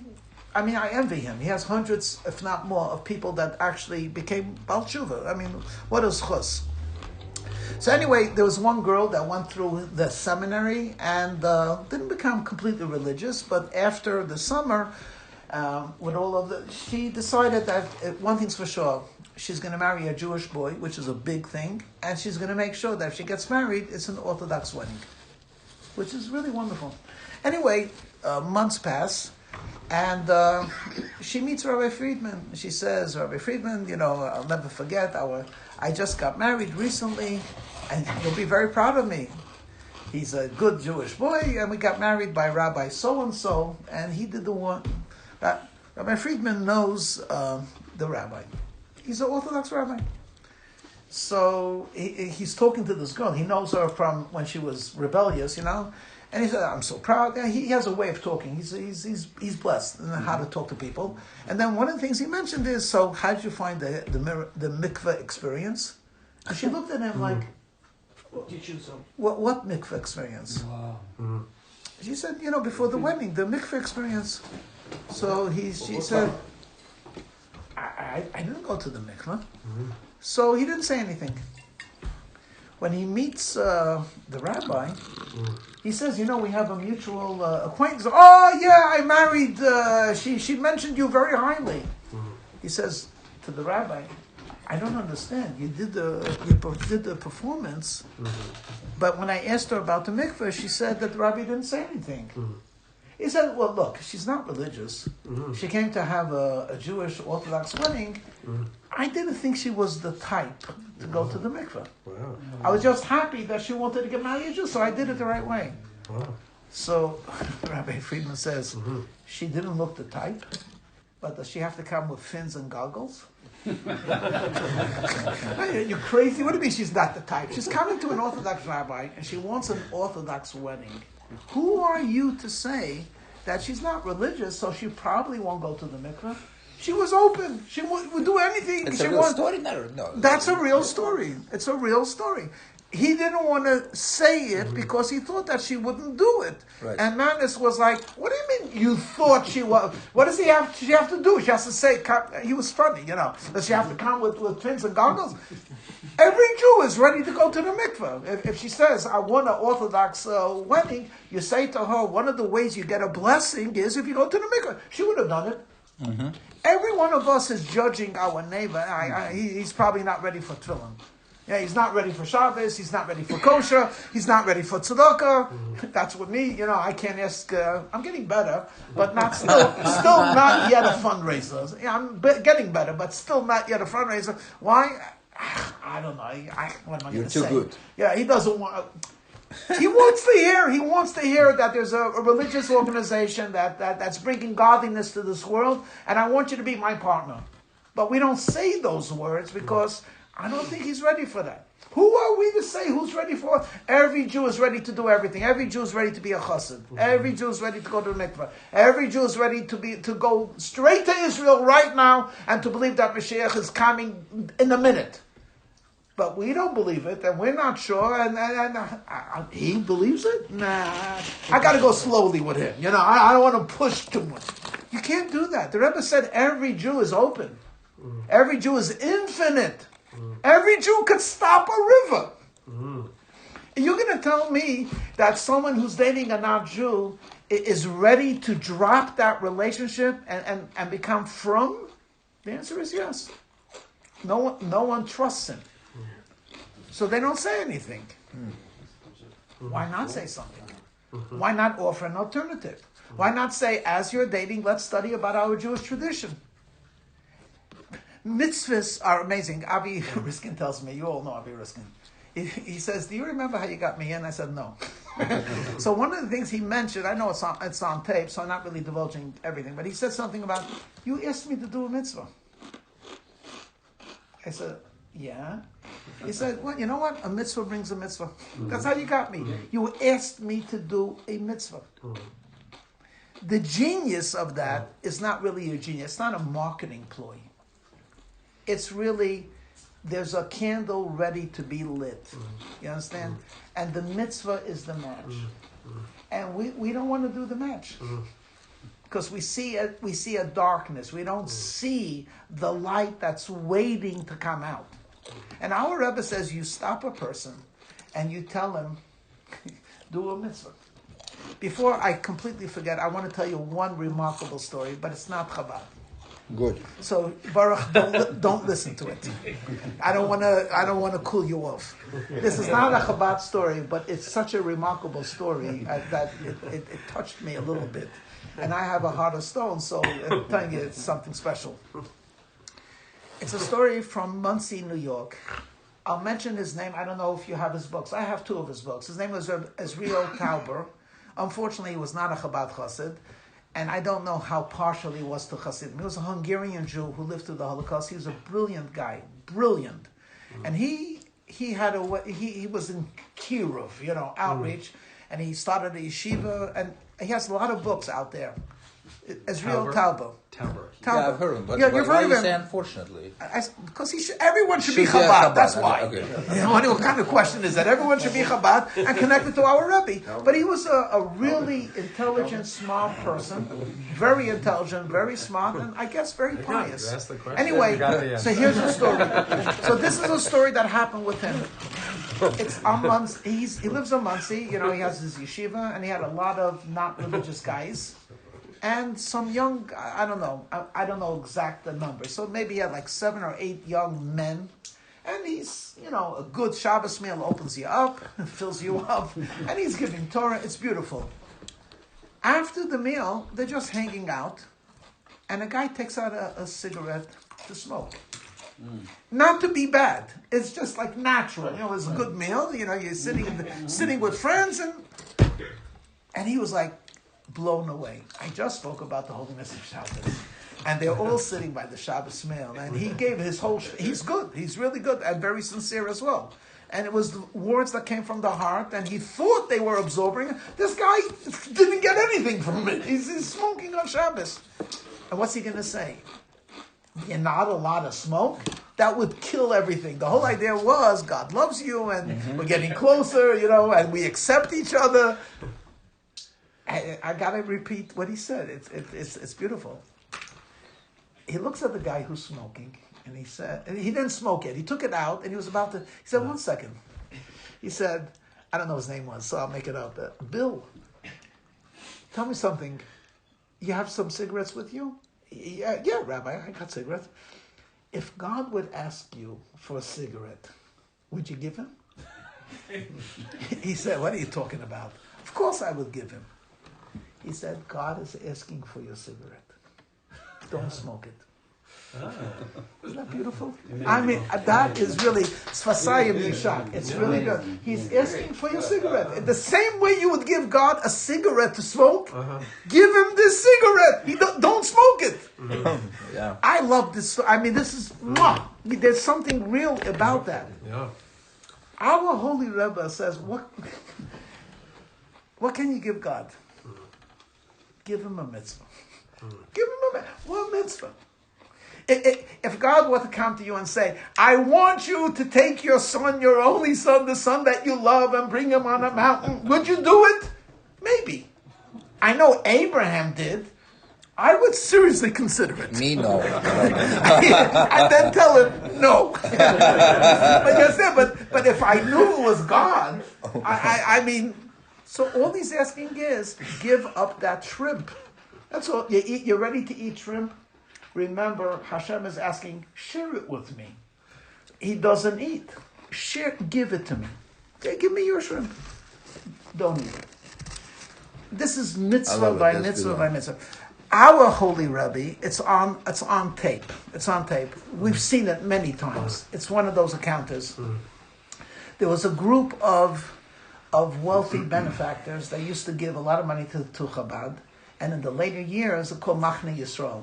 They were given the privilege of twice a year, sometimes more, but twice a year to go to the Rebbe. And this was as a group. So it was filmed. So you see this beautiful couple in front of the Rebbe, and she says to the Rebbe, she says, my father is in an old age home. He's very depressed. He wants to die. What should I tell him? You remember that's the... You know what the Rebbe says? Again, the words are so precious. The Rebbe says, if you look at the pictures, you see the Rebbe intently looking, Tell your father that every day that he lives and he puts on tefillin, he's giving a gift to God. And she repeats it. I should tell him that he's giving a gift to God? And the Rebbe said, yes. Could you imagine? What does Hashem want from us? He wants us to be good. For our benefit, for his benefit. Give him a gift. If God were to say, look, I give you your life, I give you your parnasa, I gave you your wife, I gave you your child, I gave you your health, I gave you your car, I gave you your profession, I give you the air I give you the... Can you please give me something as a gift? Well, what do you want? Put on film. That's a gift that you're giving to Hashem. And it's worthwhile living 85 years in a wheelchair and lonely and upset that you can't play golf and you can't be productive and you need your family to come and do the big kindness of visiting you because you're doing the mitzvah. You're giving God a gift. He gave you life. When it comes time to end the life, he'll take it. In the meantime, he's giving you something. What can you give him back? Give him a gift. Put on the tefillin. My tefillin is not worth anything. Says who?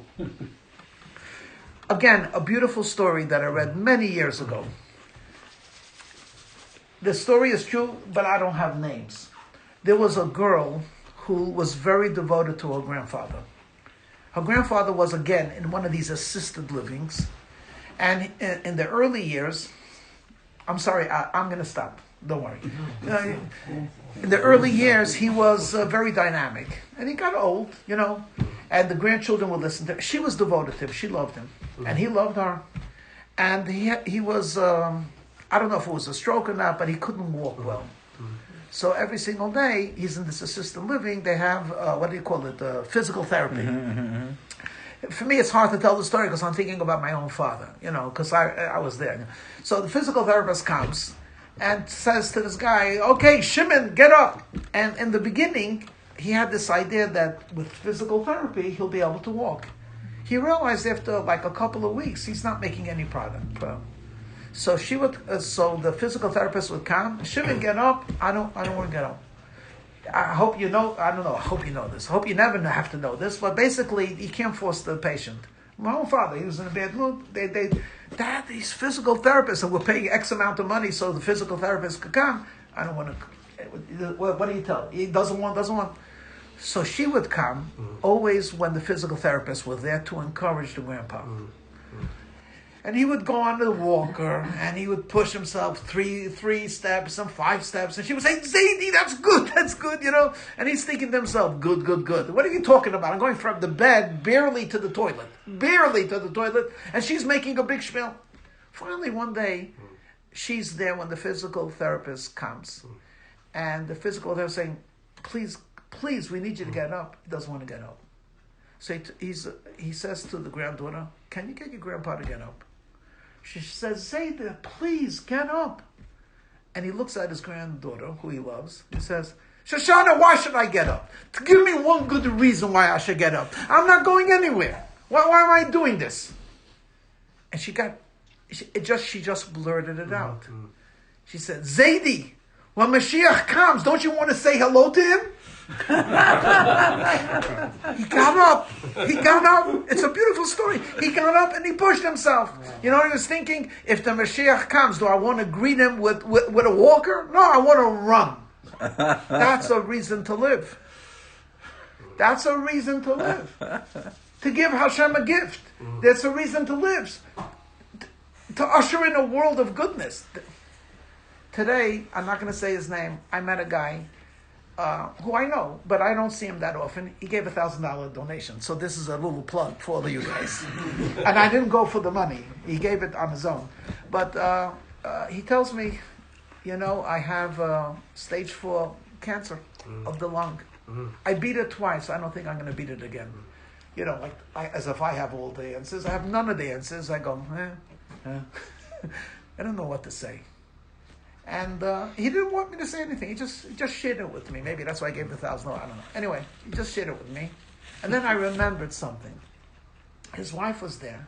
She says, "Rabbi, there's a new therapy called immune gene or something like that, where they take part of your own skin and then they put it in. I don't know.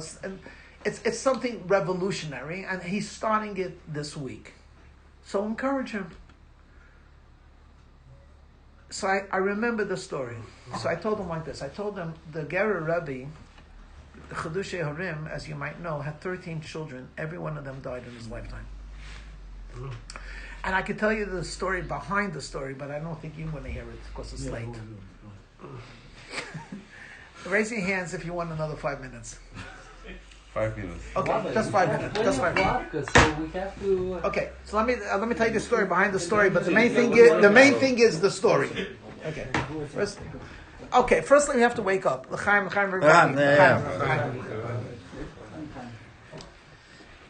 Baruch, you want to start the Beinani?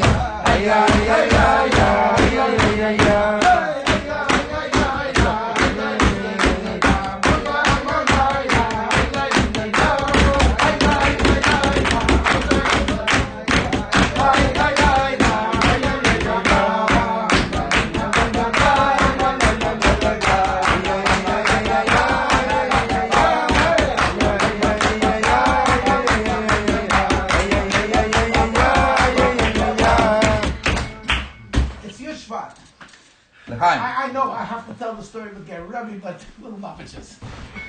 It's your Shevat. What happened on your Shevat? Well, the Rabbi became a Rabbi. I want to put it in a little different form. I don't know if it's permitted. And if it's not permitted, Baruch, don't tell anyone. The simcha of Yud Shvat is not the Rebbe became a Rebbe. The simcha of Yud Shvat is who he became Chassidim. The Rebbe was always a Rebbe. He was born a Rebbe, lived a Rebbe, stays a Rebbe. This Mishigas of 1994 doesn't mean anything. He's the Rabbi. We're Hasidim. That's what happened. The Alter Rebbe has an explanation about the Elul Maimorim about how can a person do tshuva. A person can do tshuva when he realizes that if Chas v'Shalom he does a sin, he's cutting himself off from God. So the Alter Rebbe explains, what does that mean to cut yourself off from God? It's a very lofty thought. He says, no, it actually means if you cut off a finger or part of your body, you would realize how terrible it is. You had something living and now it's not living anymore because it's severed from the source of life. Every Jew is connected to HaKadosh Baruch Hu. Through a sin, you cut yourself off, God forbid. It says the Alter Rebbe, what happens if you don't feel that? That means you're already cut off. If you could feel the pain of you're alive. That means at least you're alive. If you could just sin it, it's terrible. Okay. This fits into today's political thing. There was a Frenchman, there was a German, whatever, there's an American and an Israeli. So they were talking about their leaders, but the resilience of the country. So the Frenchman says, we have a leader, he has no heart. But we still function as a nation, even though he's a stupid guy, he has no heart. The other guy says, we have a problem. He doesn't know how to get rid of the waste. It's like he has no kidneys. But we still function. And every country talks about what their leader is missing. The Israeli says, we have no head. But Baruch Hashem, the country is functioning. The headless country is Israel. I mean, just think to yourself, living a life without a head.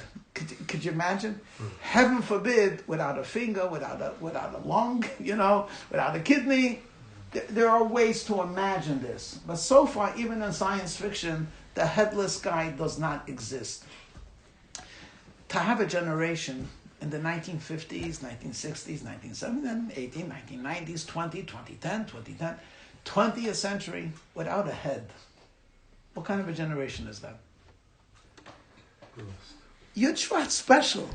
It's special for so many reasons, but we have a head. I don't know what everyone else thinks, but we have a head, and through Chabad, the world has a head. What happened in Yud Shvat was that there was a connection. Moshe Rabbeinu was Moshe Rabbeinu before he became the leader. In fact, there's a Chassidish sefer that says, imagine the camouflage of Moshe. How was Moshe introduced? Moshe was the shepherd of Jethro. How many is your question? You talk about people, finding talent. He has Moshe Rabbeinu in his house. He's his son-in-law. He marries his oldest daughter, Tzipora. And the only thing that he could think of, Moshe Rabbeinu was a king according to the tradition. He was a mighty warrior. He was a philosopher. He was a mystic. He was a Kabbalist. He was a miracle worker. And what does he use? This guy, multifaceted. Can you take care of some of the sheep? The stupid guy. And he's not stupid. He's Yisrael. That's the greatness of Moshe. He was able to hide himself for years and years. And you know the famous story with King Arthur's stick? You know that story, right? Sure. Say it in 2 minutes. Okay. Anyway, there's a mythology. King Arthur, he found the stick, he picked it up. There's a tradition that the staff of Adam was in the garden of Jethro, without getting into details how it got there. And no one could move it. And when Moshe Rabbeinu saw the staff, he picked it up. He said, well, what's it doing over there? And his eyes grow big. And then what does he do with this tremendous asset? Could you take care of the sheep? I mean, just think. Okay. So Moshe Rabbeinu was great before, but the Jewish people were not great. And Hashem says to Moshe, I want you to go to take them out of Egypt. And he says, not me, please. Please, not me. Don't take my head and put it on this body. You know what I mean? If you want to take my head, put it on an angel or put it on something. No, go. And then Moshe Rabbeinu takes out these Jewish people and they give them a hard time. We're hungry, we're thirsty. Are you sure the GPS is working? We're wandering ready for years and years and years. And Moshe Rabbeinu is praying for his people no matter what they do. They make golden calves, they do all kinds of things. That's a head that's connected to a body. And it becomes now, this generation becomes their day, the generation of knowledge. If Mashiach were to come tonight, and we're supposed to say it in the way of Mashiach will come tonight, okay? So here we are, right? I assume, I really don't know this for a fact, if Mashiach comes tonight, what happens? In my mind, we probably would go to the mikveh and then run to the shul and say some Tehillim and call up all the people on WhatsApp, we get ready, whatever it is, and we would go to Eretz Yisrael, okay? Who do you think is going to appreciate him first? Chabad. Who else? Why? Why? Because the Rebbe, from the moment he took over the leadership, said, this is the generation that is their job is to usher in a messianic era where godliness will be revealed. Where are you going to hear that message? Certainly not in the street, certainly not in the Super Bowl, and not even in the Murray Yeshiva. Not even in the Daf Yomi. They don't talk that language. They talk about you got to study and study and study, and it's wonderful, which is true. It is wonderful. No one's thinking about what does God want? What does He want from us? What is the absolute goal of creation? And the answer is, I've come into my garden, my sister, my bride. This is the place where God's presence was, and this is where God is. So how come I don't see him? Sin. What's the solution to sin? Tzaddikim. 7 tzaddikim. Abraham, Yitzchak, Yaakov, all the way to Moshe. Kol Asher Chaviv. It's the tzaddik that brings it down. He said, tzaddik, that's great, then I can go to sleep. No, Amech Kulam tzaddikim. All of you are tzaddikim. It's not. Now that we talk about how special the tzaddik is, he links heaven to earth. Now I want to let you know, Amech Kulam tzaddikim. I want to go on 2 different levels, and I'll get back to that story eventually. And anyone that wants to leave can. By the way, you're not mechuyev to stay. As long as Zev will tolerate me, I'm okay. Just me and Zev. It's getting very interesting. Okay. Anyway, so right, Amech Kulam tzaddik. What is a tzaddik? For a minute, I'm not going to explain the tzaddik, but just like a glimpse. What is a tzaddik? We start with statement number 1. God is true and He exists. No one has a problem with that, right? No. Okay. Statement number 2. God is true and He exists on earth as well. In other words, His truthfulness is that He exists. So wherever there's a creation, there's a God. That's a problem. Because I don't see it. Because it seems to go against the 5 senses. Mm-hmm.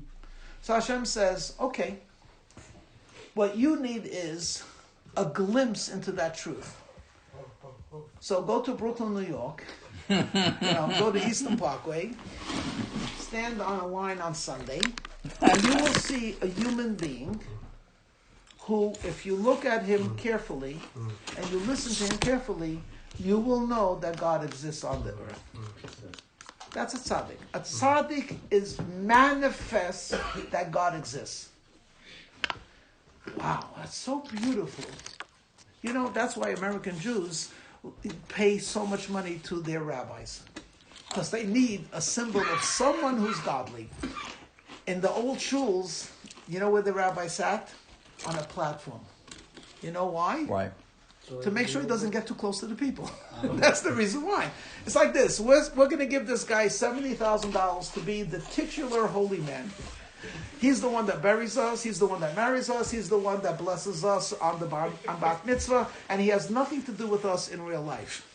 When we need holiness, we call him, 1-800-Rabbi. And for that, he gets a very nice salary. 1-800 get holy. Very good. Get holy, And then suddenly, Yeah, that's the symbol of the rabbi. And of course, the Chabad symbol is completely different. The rabbi is the guy that takes out the garbage after the Kiddush. Holy is, the guy that, the guy that donated the Torah. The rabbi is the one that washes the dishes. But it's okay. But in other words, that's the symbol of holiness. Hashem says, no. Va'amech kulam tzadikim. I'm not sure if I shared it with you. I'm not sure if I did. If I did, then I'm going to repeat it. I once threw out a question. I don't know if you were there when I did it. I threw out a question to my class in Beis Menachem. I said, if the Jewish people would not exist, what would happen to the world? It wouldn't exist. What? It wouldn't exist. It wouldn't What's exist. the purpose for the world? What would not exist in this world? The races, like you were saying. Okay, so you're talking on a spiritual level. You have to believe that the world was created for Jews. I'm asking on a practical level, on the level of CNN. If the Jewish people would simply, all of us theoretically would assimilate, We'll be the leaders who will show the what would the world be missing? Nothing. Nothing. Nothing. No, well, At this point. Shame on you. So Next. You're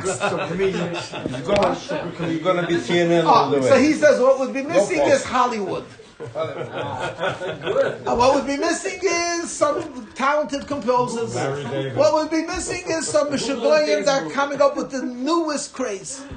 No, that's not it. We can live without it. We can live without Hollywood. Jackie Mason. We can live without Jackie Mason.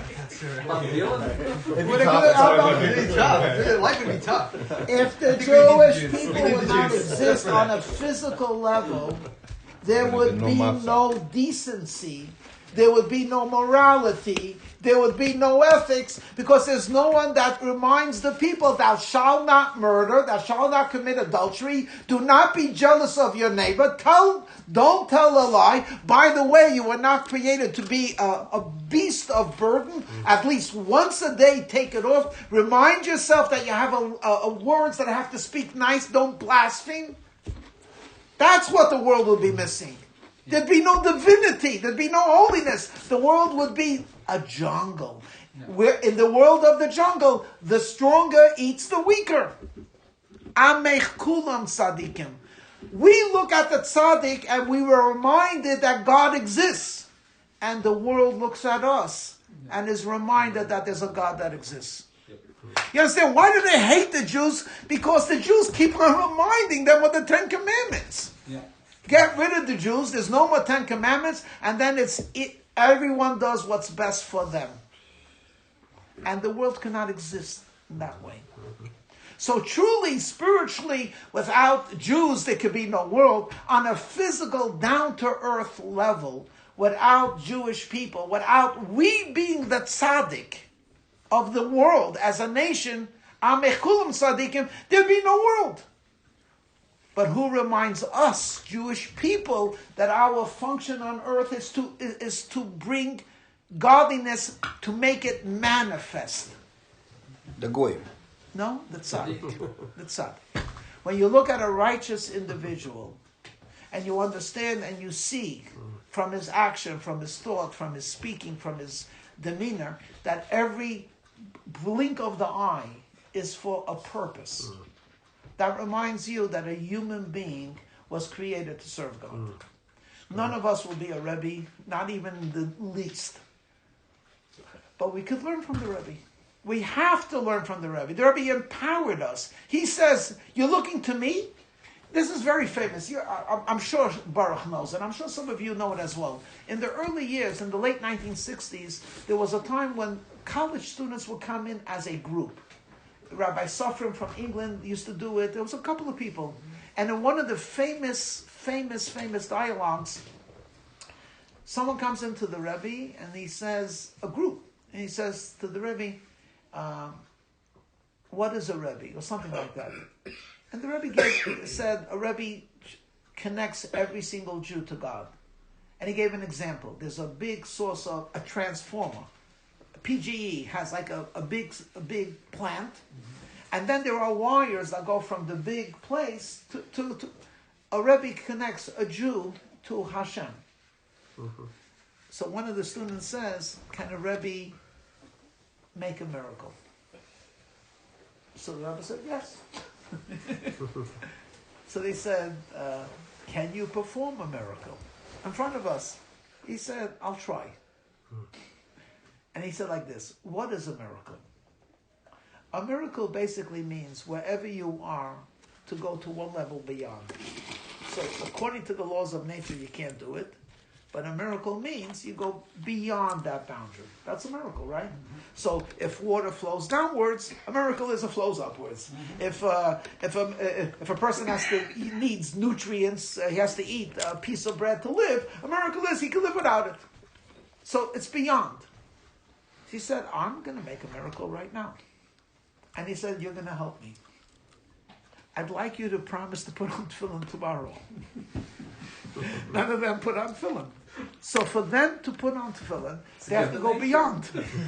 It will take a miracle, you understand, to get this guy to put on tefillin. It will take a miracle for this guy to keep kosher. It will take another miracle for him to get married to a Jewish girl and not. You could make a miracle. I make miracles every day. And a miracle means you could go beyond. There's no limit to the beyond. Our holy Rabbi basically said to us, Genug Shain, it's enough wallowing in the mud. You are so capable. It's amazing. You know, how many people heard of the Morality Pride? You did. Okay. One of the most famous things that he's famous for is the least of him. What he's most famous for is he made the goylum. What's the tradition? That he took clay and he made it into the form of a man, and this was like a robot, you know. And he had to do it because at that time there were troubles with the blood libels, and he saved his people. When he saw that already he was successful and people were getting nervous with the goylum, he brought him back. And there's all kinds of legends and stories. It's hard to know which is exactly real, but what he did was, to make him live, he wrote the word emes, aleph, mem, and taf, and then to take it away, all he did was took away the aleph, and what remained? Mem and taf. What made him unusual was he couldn't speak. He was a goylem. And then Shulchan Aruch, the rabbis discussed, can you use him for a minion? That's the question that they're trying to. They don't doubt that he could be. You know, the question is, he can't say, oh, Yeshmei Rabbah, so can he count him as a minion? You know, and all kinds of questions. It's very interesting because it gets into contemporary stuff about cloning and stuff like that, based on this thing of the Golem. But what's interesting about the Golem was that he created this clay image, but it could not speak. So there's a great story told in the days, I think it was of the Tzemach Tzedek. I didn't prepare it for you, so I don't remember. Maybe if Baruch remembers, then he could correct me. But there was a chassid who lived, I forget which town he lived in, and he was a terrible stammerer. He couldn't speak. Like that, a stutterer, like Moshe Rabbeinu, Kavad Peh. But he was a very good-natured guy, very good-natured. And he was a Talmud Chacham. He was a boy, but he knew a lot of Torah. He just couldn't speak. In his village or in his town, there were different shuls. There was a shul for shoemakers and a shul for rabbis and a shul, and there was one shul for like the tailor shul. To get into the tailor shul, you needed one requirement: not to be a tailor, but to be ignorant of Torah. So basically, it was a shul that was everyone was ignorant of Torah, but good-natured Jews. He felt very bad for them. So he used to come and teach them between Mincha and Ma'ariv. He would try to teach some stories. It was so hard for him to speak because he would stutter. They would listen because basically they had the reputation of being the shul that no one knows anything. And that a young rabbinical rabbi would actually spend time every day was very heartwarming. Anyway, he came to the Tzemach Tzedek, and when he came into a private audience, he asked for a bracha. What was the bracha? What was the blessing? The blessing was, please, I'm trying to teach these Jews Torah, but it's so hard for me to speak. So the Rebbe gave him a bracha that he should speak Margolius. Pearls should come from his mouth. He walked out of the Rebbe, and when the people said, Mazel Tov, you were by the Rebbe, he began talking. They couldn't believe it was the same person. He was like, and now he was a talker. He came back, they couldn't believe it. He was talking fluently. So he used to say like this, The Maharal in Prague made a golem from clay.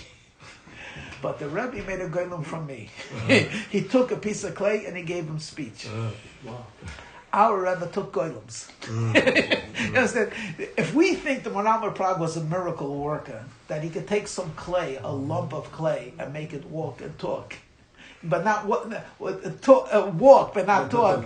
The miracle that's in front of your eyes is much greater. He took a lump of clay, who's not holy, and he said, "Okay, go to San Francisco. I'm barely religious myself. No problem. Do teshuva. In the meantime, talk." And okay, Rebbe, and here I am, the rabbi. I don't know anything. And look at you guys, you're all tzaddikim. Amech kulum tzaddikim. You guys are tzaddikim. Where's it coming from? It's coming from the Rebbe. And that's why, we have Baruch Eden. He didn't show up tonight. But a lot of times, you saw the Rebbe, I didn't. He is a living proof of the Rebbe. Everyone over here is a living proof of the Rebbe. What? You became religious on your own? I stayed religious on my own? No way. This is the Rebbe taking golems out of clay and making us into speakers and into teachers and into educators, into leaders. And now he says, go out and get someone else to put on tefillin.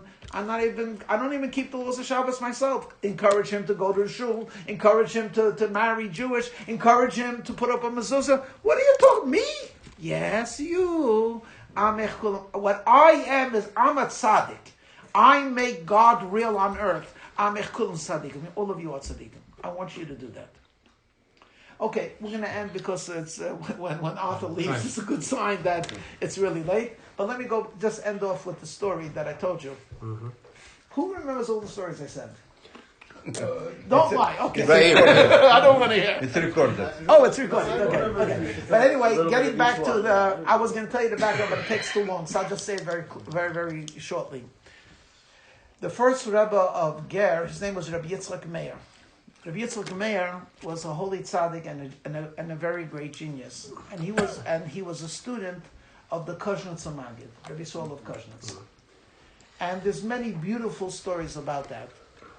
Very beautiful stories. One famous story is he was very young, and someone had posed a question of Talmud, and all the great rabbis were debating back and forth. No one could answer, and this little boy, who was less than bar mitzvah, was a genius. He answered the question, and his Rabbi Saul of Koznitz, went like this, very gently. He said, "When no one knows, you also shouldn't know." He was a great genius and a great holy Jew, and guess what? He forgot that Tosfos for years. Suddenly, one time in his old age, he made a big siyum. He made a big party. And the Chassidim said, what are you making the party for? I remember the Tosfos. Because when the Rebbe said, when no one knows, you shouldn't know, I forgot. But anyway, he was a very holy Jew, a great genius. All the Hasidic Rebbe's of Poland wanted him as to be his Chassid. When the Koznitzer Maggid was a holy tzaddik, passed away, he had a son whose name was Reb Moshe Eliyakim Bereya. He had three names. He was a Kabbalist, a holy guy, tzaddik of a tzaddik, and he was known when he taught Torah that he would use gematria. And it's not like he sat and he prepared.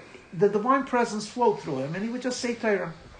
And of course, Rabbi Yitzchak Meir, who was a genius of Talmud, followed him as a chassid.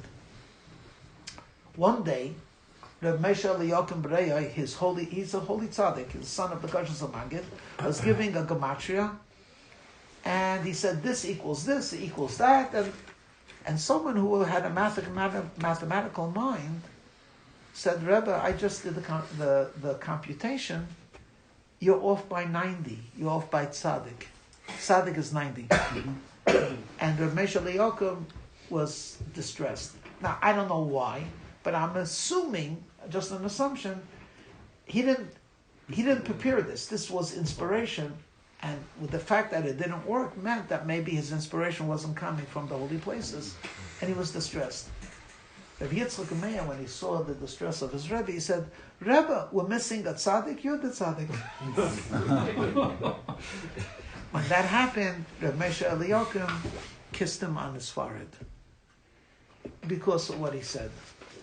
When that happened, Rabbi Yitzchak Meir said, I need a Rebbe who's going to tear flesh from my bones. A Rebbe that kisses me is not my Rebbe. Wow. So he left Rabbi Moshe Yochum. When he left, Rabbi Moshe Yochum said, please don't leave me. He was like his star student. And he said, Rebbe, you're holy and you're the son of my master, but you're not my Rebbe. And eventually becomes the student of, do you know the story? Of Reb Simcha ben Moshischa, and later on he becomes a good friend of the Kotzker Rebbe, and eventually when the Kotzker Rebbe passes on, he becomes a Rebbe. He was only a Rebbe for 7 years. Okay. What happened was, Reb Moshe Yochum told Rabbi Yitzchak Meir, he said, you know, you destroyed my Shabbos. When I used to be on Shabbos, I used to talk, and I was thinking about you. So he said, Rebbe, please forgive me. You're not my Rebbe. You kissed me. I need a Rebbe that's going to tear from me. And he left him. He had 13 children. Every one of them died in his lifetime. And he said, this came because I disturbed my Rebbe's Shabbos, and in heaven it had an effect. So he had a son whose name was Avraham Mordechai, who was the father of Rabbi Yehuda Leib, who was known as the Sfas Emes. Rabbi Avraham Mordechai was his son, and eventually he dies in the lifetime of his father. But he was a great student and a great tzaddik. He had a son who became the second Rebbe of Gur, or the third Rebbe of Gur, actually, but his son had died in the middle, so he became the second Rebbe of Gur. So when Rabbi Avraham Mordechai was ill, everyone was trying to pick him up, but he had made peace. He didn't need this world anymore. He wanted to leave. So his old father came, and he said to Rabbi Avraham Mordechai, he says, Avraham Mordechai, you do mitzvahs. You should know living is a mitzvah. And he walked out. Rabbi Avraham Mordechai forced himself to recover, because living is a mitzvah. So when the guy told me the story about his lung thing, I didn't know what to say, So I just told him that you should know, and his wife was upset that he's giving up, whatever it is. I said, you should know that living is a mitzvah. And then if you take into consideration what the Rebbe said, give Hashem a gift. Give him a tefillin. It's worth living, so you can give him that gift. And the other story I told you, not from the Rebbe, it's worth living so you could greet the Mashiach and force yourself to be healthy, because you want to walk towards the Mashiach. You want to greet him properly. Our Rebbe blesses us. He really blesses us with infinite blessings. None of us, I should say none of us. I don't deserve the blessings that Hashem gives me through the Rebbe, but he gives and he gives and he gives and he gives and he gives more. And he says, you have a job, give a gift to Hashem. Create a house for him. Create a place where Hashem could live. You say, but Hashem is everywhere. Yes, but he chose, we don't understand why, Hashem chose to have a world of this world that's being created through us. Give him that gift.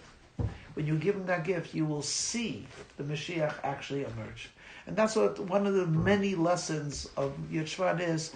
Ashreinu Matei. We are so lucky. We are Chassidim. We are so lucky we have a leader. We are so lucky we have a tzaddik. We are so lucky we have a head. We are so lucky we have a vision. We are so lucky because, truly fortunate, the Rebbe took goylems, took pieces of clay, and gave them strength, gave them inspiration, and said, you could stop the river. Because that river is doing the work of God, so are you. You're also created to do the work of God. And you're stronger than the river. If that river stops you from doing the word of God, you could stop it. Go out and help a Jew become a better Jew. And when you do that, you yourself will become a better Jew. L'chaim, everybody. The bracha is, may the words have an effect on the one that's saying it. L'chaim. Amen.